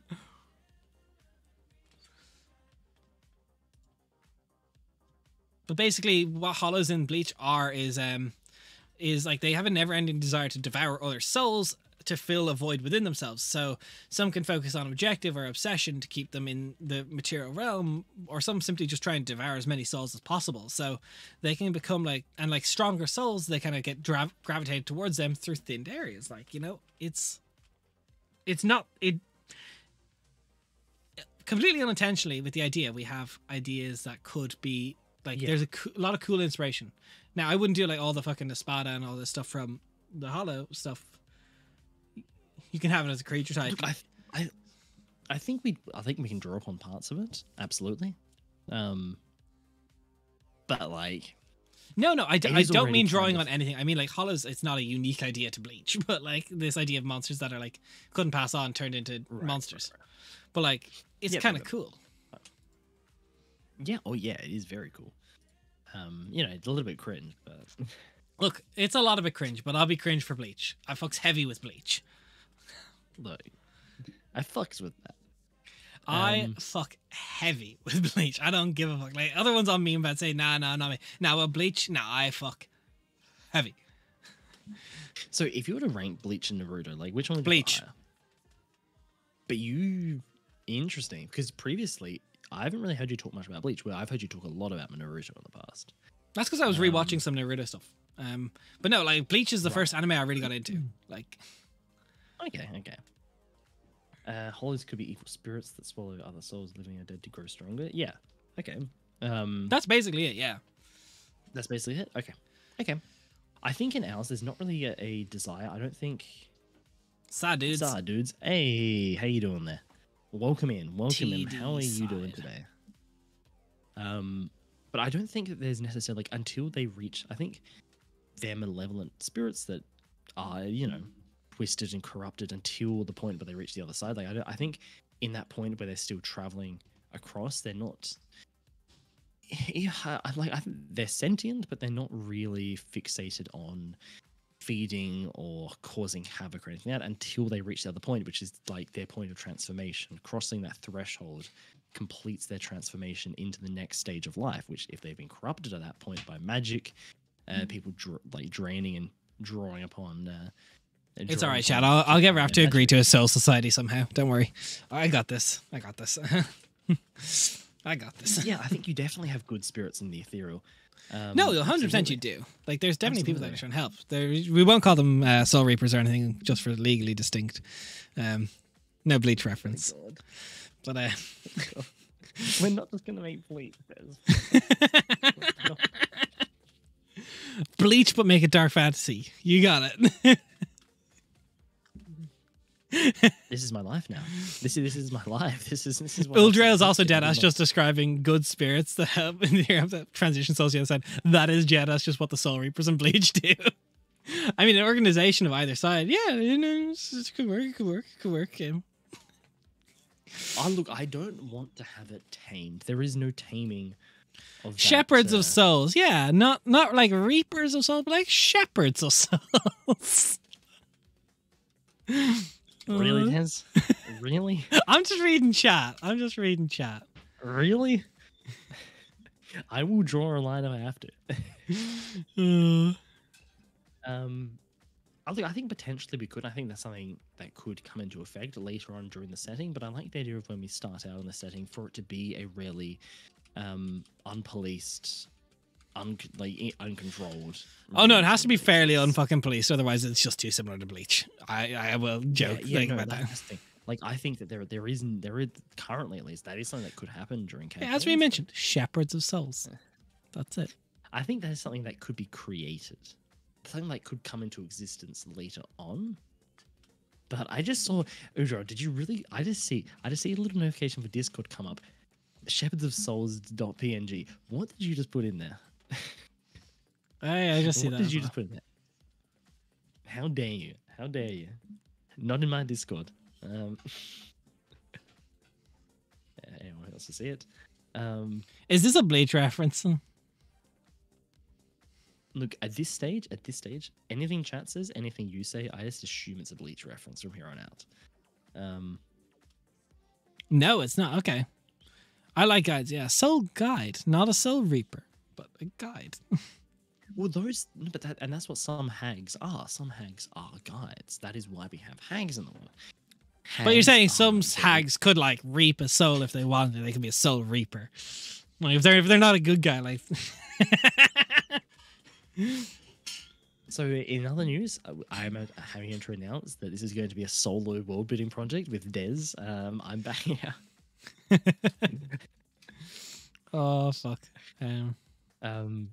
It's a creature in my games that live in the ethereal plane. Interesting. I'll give it a read over. There's a lot there to read. Probably won't go through them now, but it looks curious. You can see them if you're near death. Yeah, see, that's something that I think would be cool to get into. Is like, which is how I'm going to ask you nowadays. When someone is going through like a resurrection process or something like that, there's the chance for their souls to be taken during that time. As brief as it is, there's a chance during that time. I think during that time, even another soul could come back to the body if the resurrection ritual fucks up heavy. Oh, okay. Yeah, no, because think about it. To do a resurrection ritual, you're thinning the plane of the ethereal and making a connection to the other side to call that spirit. Yeah. But so, like, if you fuck it up heavily, then a different spirit could be like, "Oh, okay, like this is my opening. In I go. Send me back, coach. I'm in."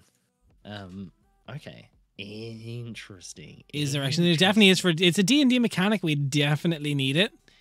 But I think that's why Revivify doesn't require a ritual, because Revivify you're pulling only from the ethereal. It's still journeying. But here's something twisted though. Here's something twisted. That's still magic. In order to revive someone and bring them back to life, you're still drawing upon the life force from another spirit nearby. Yeah. For like, absolutely the spirit in the world. Absolutely. So you're returning someone, but fucking. Bro, imagine you're doing multiple resurrection rituals at the same time, and you steal one person's soul to bring the other back by mistake. That's pretty fucky. Oh, like, and this is where you have fails that occur. This is where you have fails. Oh, pretty interesting.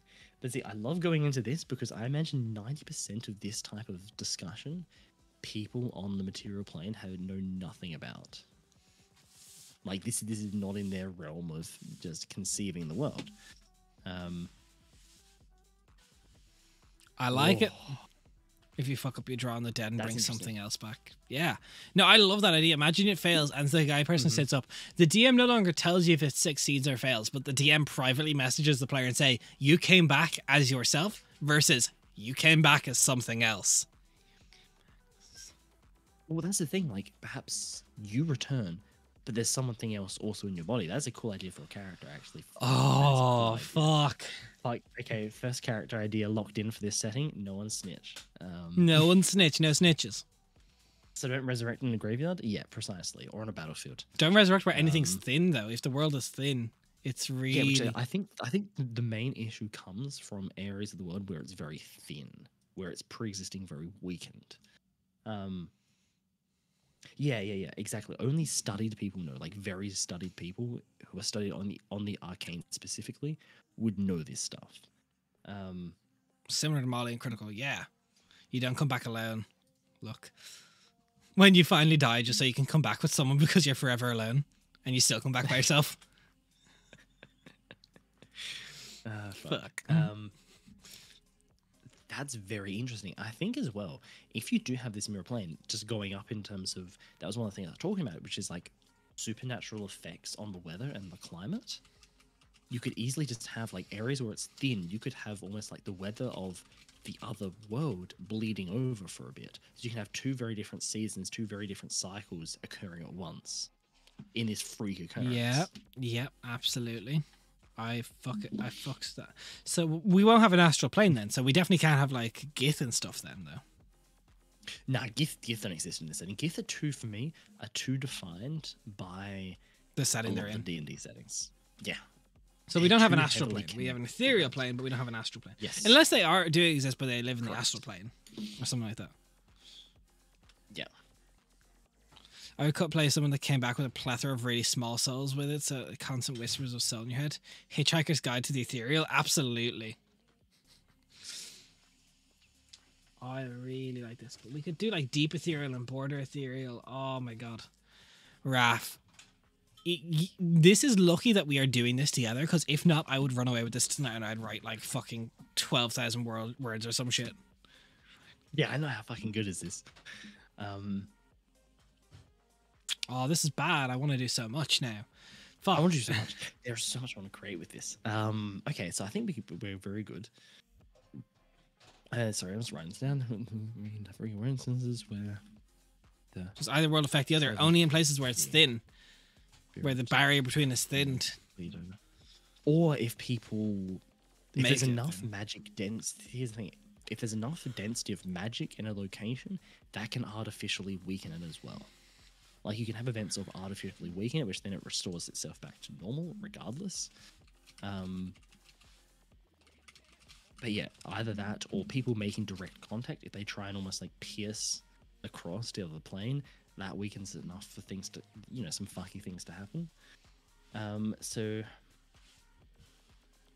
is on the OG plane a desert, where the other is what do you mean by that precisely?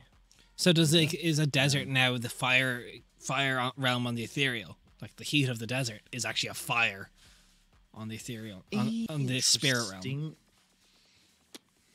How do you feel about that? I don't think it has to be, but I think it could be. I think it could be. That is something I'm willing to play around with slightly. There could be a ritual to make sure a soul gets the other side unimpeded, last rites kind of thing. Make sure you can't get pulled back or otherwise used. Oh, I think that's why people look for gods, and that's why priests and stuff are existing. Yes, but I think that there are a lot of these rituals that people have across the world. Lots of different types of rites and proceedings and everything. Not all of them work though. They believe they work. They believe that the rites they're performing will send them safely across. They don't though. Or like some might work. But I think it's almost a case of where it's better to have connections on the other side. That is the most secure way to make sure your soul is safe and protected. Is to have a friend on the other side.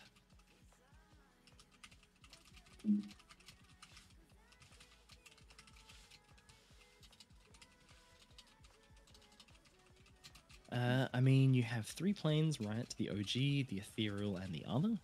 Yeah. I mean, if on the other is kind of like a fire area of fire elementals, is on the OG a desert. Right, okay. I'm not too sure. I think that's something we can look into that. We can think about that, actually. I'm not entirely sure if I want that or not. I think if a place got thin to the fire realm could create a desert in the material realm if it got thinned enough and it burns through. Then again, it would make sense that there would be folk that intentionally prevent such crossings, tethering them to a point, or to wander. Yeah, exactly. I think 100%. There's a lot of interesting ways that you could very much fuck with these souls. If this is like a key element, there is definitely ways that they have been fucked with and ways that they continue to be fucked with by different people. I could even imagine like very much twisted scholars who are trying to study the processes, almost like tethering souls to keep them fixed in locations so they can just study them for longer. Study what happens when a drain soul in the doesn't cross perfectly.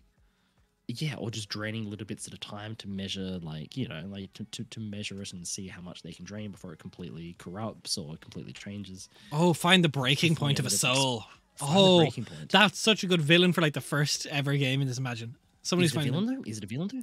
Is it a villain? Because they could easily be like, I'm just trying to understand it. Like, I'm trying to understand this phenomena that exists. The thing that It's a we villain use because he's every doing it to single your day. loved ones. It's a villain because he's doing. Precisely, precisely. But then at the same time, like, it's a very interesting question that comes up. I would assume graveyards have protective wards against that people don't know that exactly, but yeah, exactly. I think a lot of it is customs that people perform to keep them relatively safe. I say relatively because I think that there's still room for wards and certain protective rites that are performed for them to fail and for them to break down or for them to get pushed to one side if they're not performed correctly or if they're performed, you know, if they're wrong. I think that there's definitely, or perhaps even like, you know, right rituals for the right type of, to keep away the right type of spirits, but then not others. Yeah. Like, I think there's a lot of nuance that we can have in that system. Collectors that tether souls to a spot or to an item, almost like a phylactery, but for a necromancer. Magical items are literally items that have a soul bound to them. Yeah. Oh, every magic item is a soul-bound item. We don't have magic Every items. We have magical item? soul-bound items. But no, but like that is what empowers. That's them. why you People attune just to think- items is because you have to take the souls into yourself. Yep, because people just think that they're just magical items, right? So like you pick up your bag of holding. They think it's just a bag of holding. It works. You attune to it. It like you don't attune to it, but you just pick it up. It can store infinite things. Cool. Done. Easy. No, what you've actually held into your hands is a bag that was magically enriched with the souls of the departed. No one. People don't know that, but that's what it is. Defiler from Dark Sun energy, but like souls, yeah. But that's what it is. Like, these things are just enriched. They're just like items that the enchanters, the creators behind them, have just like, through whatever means, whatever practice, whatever processes we set up for it, draw. Yeah, magic is souls souls. in. So yeah. Yeah. But I think that's just a really twisted way, because that's the thing, like, players, I imagine 90% of the time won't really know that when they're using these items, especially like lower levels. They're not, like, this isn't common knowledge. Bruh, Like how a it sentient item is a precisely soul that works. resisted but didn't fully break the connection to the item. Or a sentient item can even be cool. Someone who understands the whole process and doesn't want their soul to go through to the other side because they know it's not safe. So they bind themselves to this plane into an item instead. Because they had that's too many safer. enemies on the other side. Yeah, and it's a safer process. They don't have to make that journey. They don't potentially get caught up in that whole cycle. Instead, they remain tethered to this item when they die. So their soul is safe. Ooh. That's the sentient item. Are you also just getting ideas for running this now? Yes, I'm getting so many ideas. Wizard schools could have rooms Yeah. that purposely weaken the barrier to make it easier to learn people to learn spells, or enchanters and teachers actually are like strong mages to kill creatures coming through. Oh, Or even like teachers are there, like they artificially, they artificially weaken it to enable these practices, these. they'd be rare though because these we don't want to have these too many practicals- things like this. What's that, sorry? We don't have too many strong people in the world. That's the problem. No, they don't have to be too many strong, but they definitely exist. Like, as you said, this is a massive world, but having it big, at least, at the very least, it's the size of Earth. There will be enough, but this is not common, but it exists out there. Ooh, Windtalker could be someone who particularly understands that magic items are soulbound and can interact or assist the attached souls. Strong enough to fight such a spirit, yeah, like. Yeah, exactly. Or at the very least, like close, like they weaken it so they can be practiced, but they also like maintaining it at the same time, but they can close it. If it gets too far, then they can try to sever that connection across. They are practiced and they are well versed in order to do that. Rather than thinning it, they just part it and can put it back together. Ooh. You could even have like a form of magic that specializes in like repairing these weakened areas. Like that is their whole purpose. Oh, there's just like nomads who go around and look for thin parts between the barriers. Or you could even have it like as a divine thing, like someone, well, think they're divine and going around for a being to repair gaps. And then you've cults doing the opposite, trying to open a fucking thing so their negative energy, demon, devil, whatever it is, comes through. Yeah. Ooh. Yeah. Write this down. Are we writing this down? I feel like we're not writing this down. So I have been lost in the source. Fuck, there's so many ideas that I have. Okay. I'm looking forward to this. Holy shit, I'm looking forward to this. Think of the campaigns I could run in this, Raph, for you. I'm thinking, Des. I'm thinking. Think of what characters I could create with this. So many ideas. I would also see wizards as such that weaken the barrier the least, or at least the most intentional, and warlock and sorcerers more as they can naturally draw on it but don't know as many details. Yeah, I would say sorcerers are the most innocent in a sense. Like they don't know, they're just doing it. It is innate. They can't really stop it. They can't really help it. Bruh, we have mage hunters in the world who don't want this barrier thinned. Yeah, who view it as unnatural. Like one kingdom or country or organization, good or evil, I don't know, but they go around and they are just mage hunters because they don't think the barrier needs to be thinned. Yeah. Dragon Age, exactly. Precisely. But that's the thing, like you could have them go around like ones who we could create a new subclass for this. Yes. I have been wanting to create an anti-mage fucking subclass for years now. I have created so many iterations of it, so many different attempts in different, like creating like a subclass for rogue, creating a subclass for fighter, brainstorming ideas for a whole new class. I have been thinking about this and I am so prepared. I am so fucking prepared. I fuck with this heavy, Raph. Would artificers be? No, artificers don't exist in this world. The technology is not far along enough for artificer. Interesting, because we were discussing that yesterday. Yeah, but we don't want artificer. We don't want artificers. I think that's something that you could have one-offs, but it's not like artificers would exist out there, but you could maybe have like one artificer that exists here type of thing. They're very rogue. They're very few and far between. Uldra, you can send that on to us if you want. I'd be curious to see it. If you have something similar in your world. Yeah, absolutely. Send it through. Be very, very interested to hear it. Oh, I like all of this, Raph, and that's the problem. Is I like all of this. Yeah. So I'm curious. Where do we go from here? It's Dragon Age Templars, 100%. Yeah. Well, look, we're setting up we're still setting up the world rules. We're figuring out how the world functions. So then we can design within the world. These are still all world rules. The guys that juice up with that powder stuff. Yes, nice.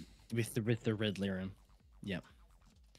Yeah, the red lyrium. Oh no! But how did you just pull? I was thinking that red lyrium was the corrupted version of lyrium. Because I fuck heavy with Dragon Age. I fuck heavy with Dragon Age, but I was like, I knew it was an L word. I've looked too much into the lore of it all over the years. I just don't know how you off-rip pulled lyrium. Like I was trying to think, I was like, I knew it was something like that. I was like, I know they do like magic coke, but I just don't know what it's called. I can have a weird encyclopedic memory sometimes for like. I know you can. You've off-ripped some random shit from like 4 years ago, 5 years ago. Yeah. But yeah. It's also I fuck heavy with Templars. I fuck heavy with them. With the Templars from Dragon Age. I think they're fucking cool. I fuck heavy with Dragon Age. I fuck heavy with Dragon Age. what's the next rule type of thing? Like, I feel like we've decided upon a lot of the major points. Like, the magic is the central thing. The magic and Okay, the so what planes, makes this a that is the dark center. setting then? So we know this, like, creatures come through. So we have, like, I feel like we've got a really good idea for how the world functions. What else do we need for world rules? Like, stuff that affects the world. Like, how are gods work? Like, that's a big point I have down here for, like, interactions with deities. Define the rules. I don't want them to be super interactive. I really don't. Send it in stream topics. I'll have a look. I'm in the wrong server. Gods, I think super interactive. No. I don't think like Xerxes. For those of you who have seen our Monday games currently set in the world of Quenthos, there are some gods that are very interactive that appear on a daily basis and have conversations and sit down and talk and face to face. I don't think we go to that level, but I think there should definitely be, particularly for people who have deemed themselves worthy or who have dedicated themselves enough, there is enough of a connection to prove that something exists beyond. But at the same stage, it's not enough where people can be like, oh yeah, just point to them. That's just old mate Gary the God. Yeah, I hang out with him. I play chess with him. He's pretty chill. Like, there's not that level, but there still is enough there. Probably a bit on the powerful end of D&D. Oh, okay, interesting. Let's have a look. I'm just taking a brief look at this. But yeah, how do you feel exactly, Des, about that? Yeah, look, I feel like if someone's like a big cleric, paladin, the like, that we could do it, but I think like common folk don't get responses. Like it's rare. It's not Quenthos level. Oh no, exactly. No, it's definitely rare. It's definitely much more on the uncommon side of things. 100%.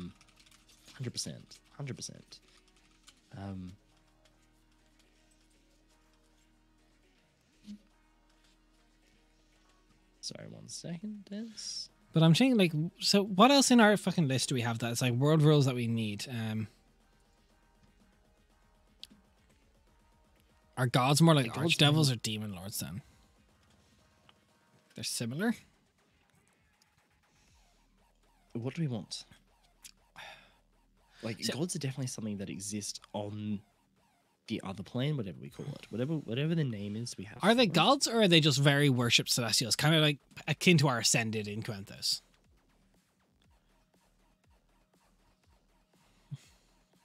I want them to be distinct. I don't want them just to be like, I don't want to go the ascended route. I don't want to go the ascended route because we've done that. No, they're not ascended, but that's like the power and like kind of how they work. No. That's what I mean. Like the route. I don't want to go the ascended route that we have for the ascended currently, which is like they're just very powerful celestials that are prayed to. I don't want that to be the route that we take because we are coming from a setting where that is the case.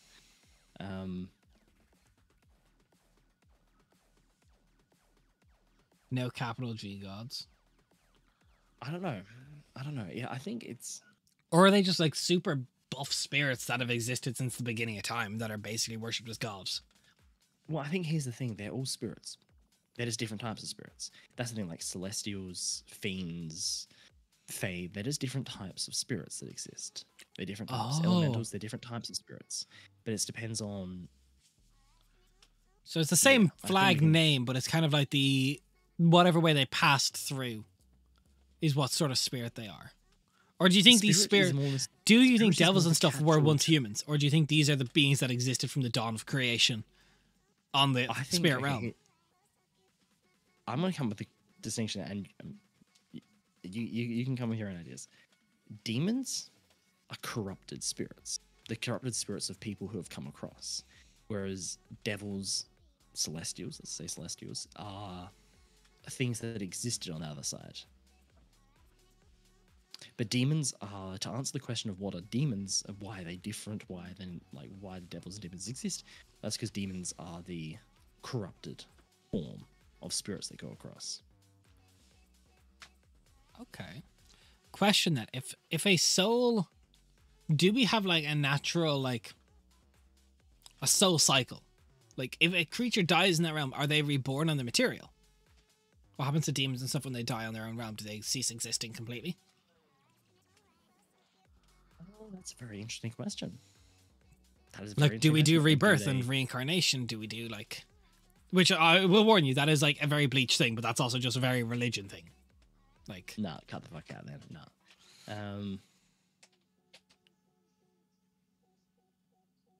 What's the demon from Japanese lore where items that weigh or would become animate? That is a name. There's a name. I don't know exactly. I'm not sure. I can't really answer that one. Sounds interesting though. But yeah, no, I think.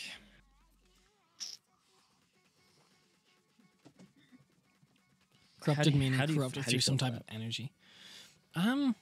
Look, I was just trying to think of like, because if it's never ending, then eventually the spirit realm is going to get overloaded, unless we just make them constantly killing each other.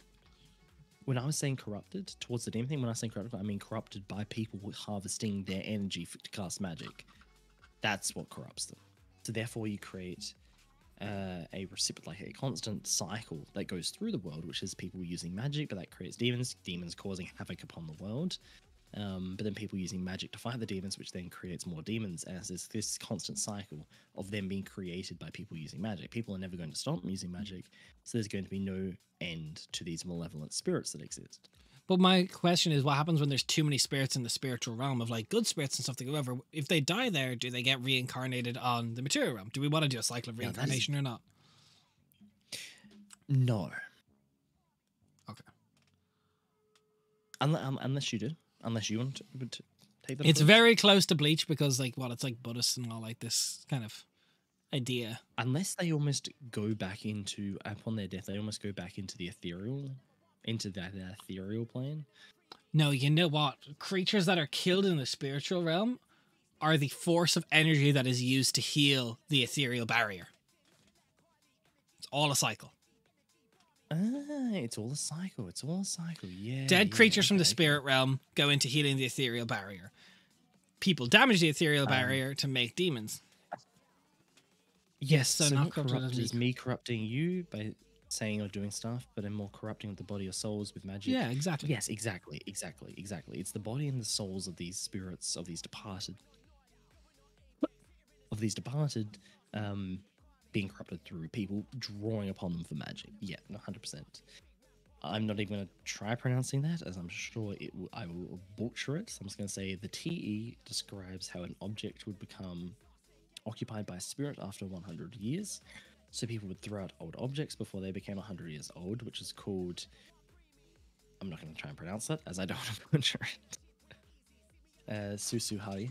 Susuharai? Susuharai and Sukumongami? Let's hear it is. Sukumogami? I don't know. I'm probably butchering it. Sukumogami. Yeah, look, I'm not gonna keep on trying. Kumogami, maybe Sukumogami. I was doing the first bit of Suku. I'm doing a horrendous effort. It's better than no effort. Let's be honest. Look, exactly. Happy Turkey Day, Happy Turkey snapping. Day. How are you? Happy Turkey Day to you too. That's a good point. Happy Turkey Day for everyone here. Actually, yeah, happy Turkey Day to everybody here who celebrates the Turkey Day.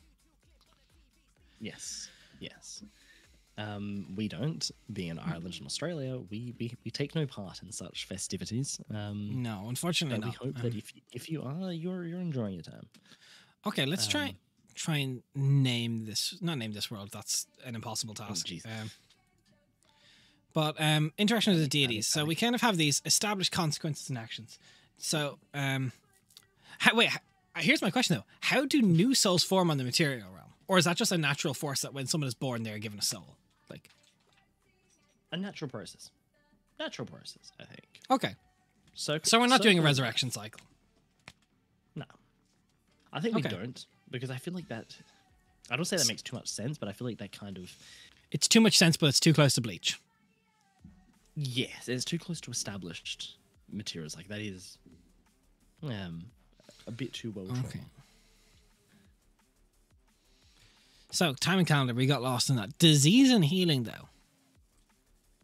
Is there non-magical healing? How far is non-magical healing?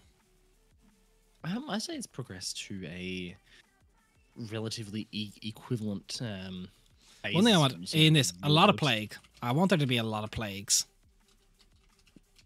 I want my plagues, goddammit. No, because I think that is something that exists. Is like we want magic to be rarer in the world. We want people who can cast high level magic to be relatively uncommon in the setting. Like they exist. There's no doubt about that. 100% they exist. But for most people, they're never going to encounter anyone that can cast high level magic, let alone even basic magic. That's still relatively unheard of. I love that this is not a cycle for once. As so many seem to be. Yeah, no. See, that's kind of, I was like, it's very done by a lot of things. Like everything's a cycle of souls. Like, you know, it's Diamond. It's like, nah, new souls go in.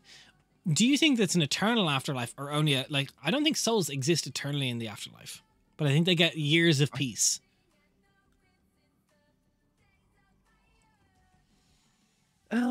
What happens then? The soul fades. It weakens.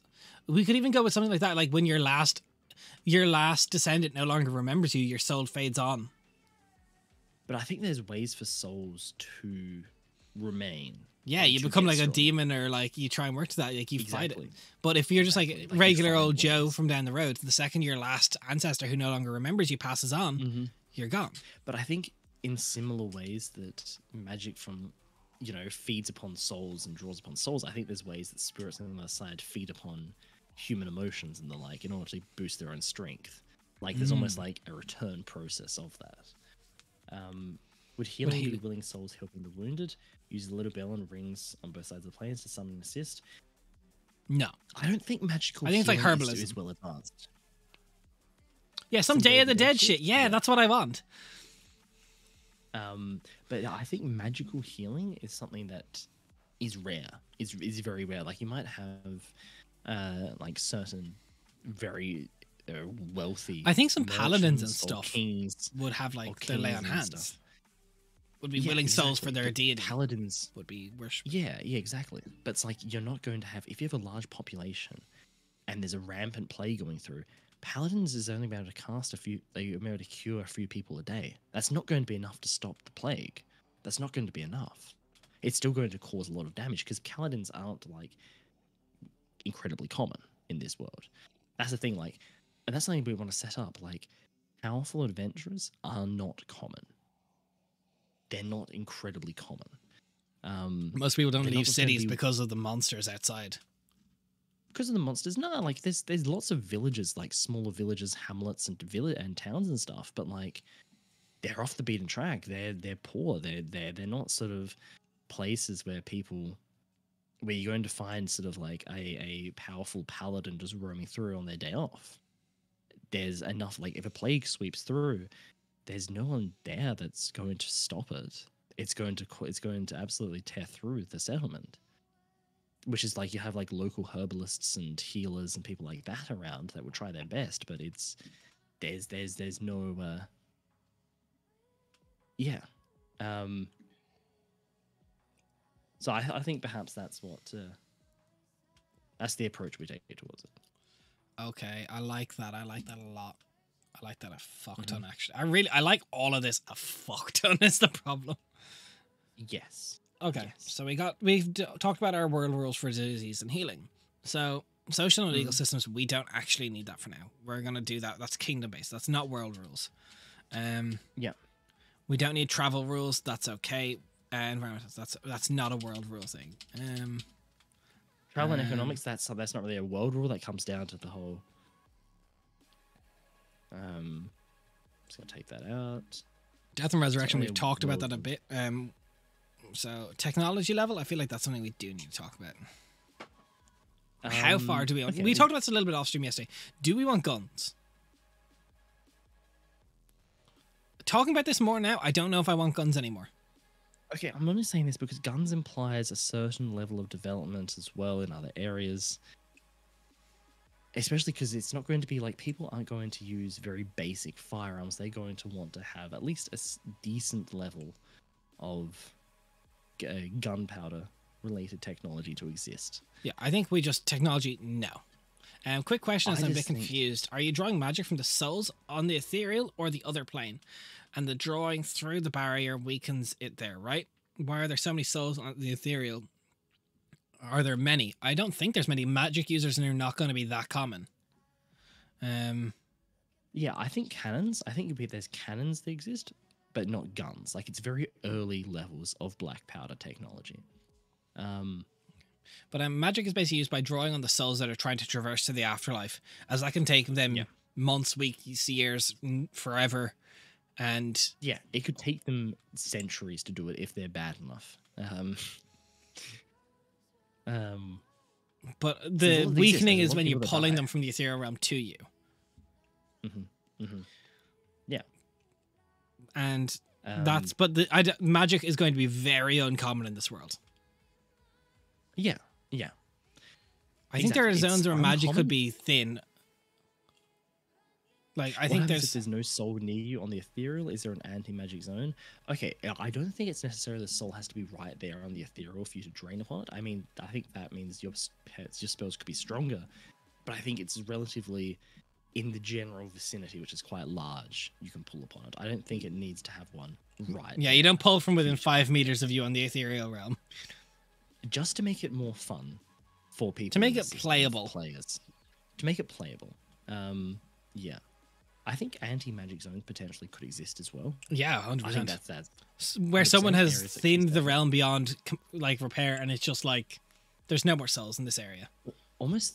No, I think if like that would mean like a very direct connection across. Like I think that would almost be the opposite. I think areas where it's been repaired recently, areas where you've had, particularly if we have people going around trying to repair. Do druids pull on animal souls then? Ooh. Do druids still I pull had- on souls? Okay. Here's the thing I had. I think druids almost, instead of forcefully pulling on them, I think there's some form of magic, maybe druidic, in which case it's more of a cooperation, more of a bargaining between the caster and the soul itself, as opposed to just being like yoink, like you're coming with me type of thing. It's more of a So what does the soul cooperative get in that process bargain between then? the two. It not to be harvested by someone else cruelly, and that drains it and corrupts it completely. I think it's a bit more. Mm. I don't Okay. know. Like there could be something more to it. Okay. Okay. I can get but, behind like, that. I'm Kind of I witch like the class from idea Worlds of- Beyond of- Numbers? Maybe. Maybe. I don't know enough. Or do they do it on the souls, like the energy of the land around them, like the actual land around them? Would be a new variation of the root. Yeah, potentially. I don't know. I like the idea of different spellcasters and different forms of magic practiced draw upon the souls. I feel like that's a stream in itself. Also, for everyone's kind of partaking in this, this is going to be an ongoing series. We're going to be doing this probably every week. This will not be done for a long time, and we hope you stick around for a lot of it. Yes. Druids as a defiler. Is that a bleach reference? No. Defiles? No. Okay. I just need to double check with you every time something like this comes up.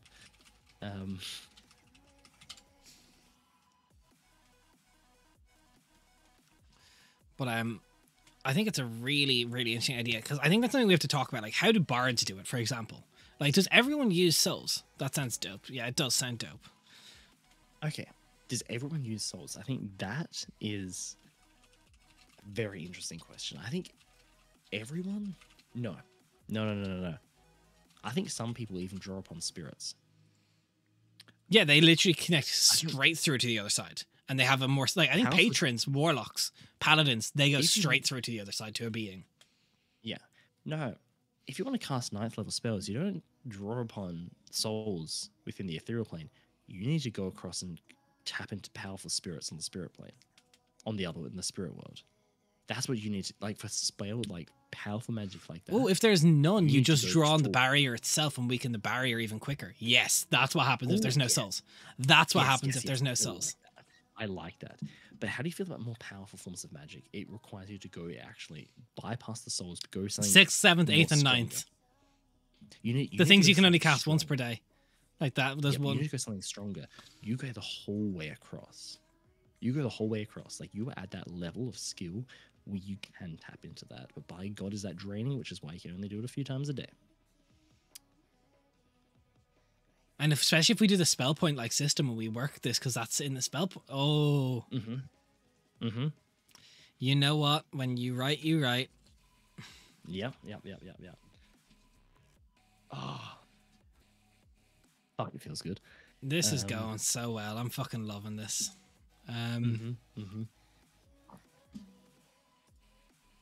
Okay. So, okay, what Okay, about so I feel natural like creatures like Spriggans and monsters and stuff that you use? Do they follow the same idea? in regards to their form of magic, yeah, absolutely. Okay. Everyone follows Everything the same. draws upon that. Question. Everyone follows the Do same rules. cantrips and very low magic effects like innate magic draw on the souls of the caster, or the soul fixes itself over time? Ooh, cantrips and the like. I think there are different effects. I think cantrips and the like, there's almost like an, I don't say negligible effect upon the souls, but it doesn't fully impact them. It's just drawing upon part of their essence. Yes, I like that. Bards are more like borrowers. They borrow energy from the audience and shape it. Save some in the instrument for later.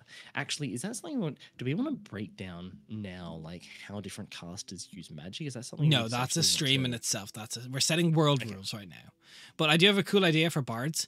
Is bards' magic often causes souls not to pass on because the souls get infatuated with the bard's music and stuff. So they have like it's like soul circling. They just circle the druid, the bard. bards, Yeah, they just follow them. It's almost like hovering. Yeah, like That's the audience. Awesome. That's kind of sweet. It's kind of warms you on the inside a little bit. And think about it, we can make a bard subclass that does that purposefully, and then when they have enough, they bring them through to the other side as like an actual guide. Yeah. Okay. That's very interesting. Isn't there a spirits bard though that it currently exists? Like we need to make it different for that because there is a spirits bard. Is there a spirits bard? Yeah, there's a spirits bard. I'm fairly sure it's from the Van Richtovens. Van Richtens. Okay. But that's what that bard does in this world. Easy. Yeah, that's what this bard does in this world. Done. GG boys, we did it. We solved D&D. GG. Yeah, we have created D&D 5.5. More balanced than WotC could ever hope. So is there anything else? Is there anything else we want to go through here? We've got our system. We've got our magic. Our magic system is something we need to do. Okay, like in terms of the mechanics of it, is what you're talking about? No, so no, we actually know we have our magic system, we have our technology, we have our alignment, we have our death, we have our disease, we have our time and calendar, we have weather and environment, we have planar cosmology, we have interaction with deities, and we've documented all of it. We have actually written it down. Let's go. Although we need to make notes on the deities. Look at us.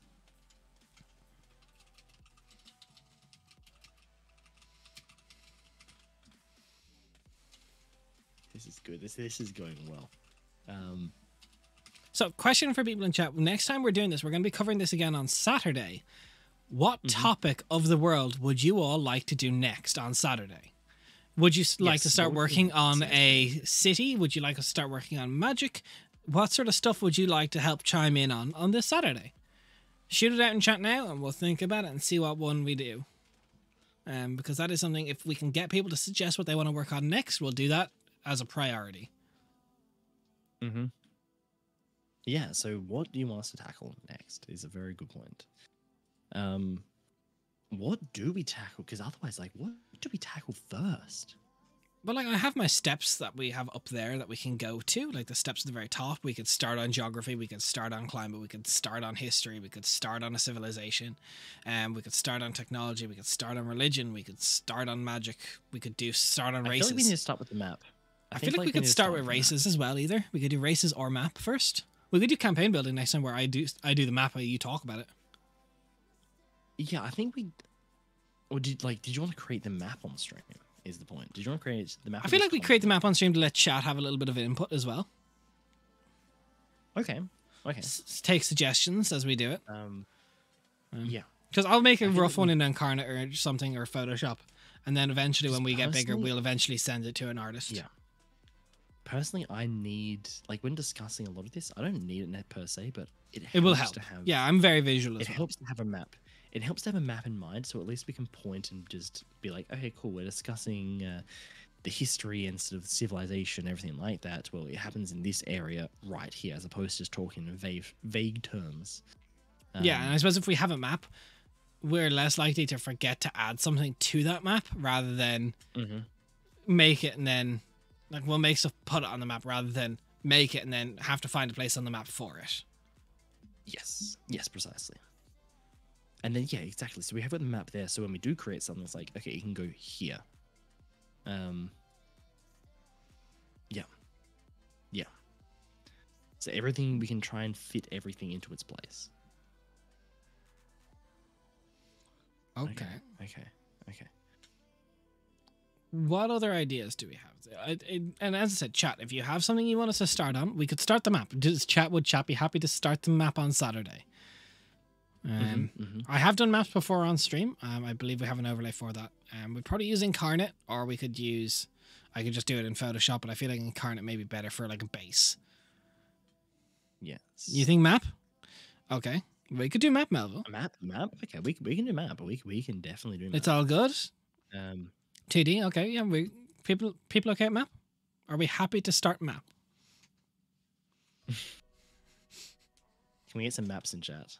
Or else, like, you know, ideas. Yeah, if you don't want us to start the map, what would you like us to start? If you have, like, actually, I want you guys to tackle religion next. I want you to go into, like, the different deities that exist. But see, that's something I almost want to tackle. The way I almost want to tackle it is do, like, regions of the world, like, at a time type of thing. And then we want to have different religions, different deities, and practice, like, worship. Did I send you a sample of my map? I don't believe you have, TD. My brain run ROS, so don't mind whatever. Nice. Okay, well, we'll start it. We'll put it down. So, 1 p.m. GMT plus 1 p.m. GMT this Saturday, we will be starting the map. Mark it down. If you're in the Discord, that's where the stream schedule goes up. It's the best place for it. Okay.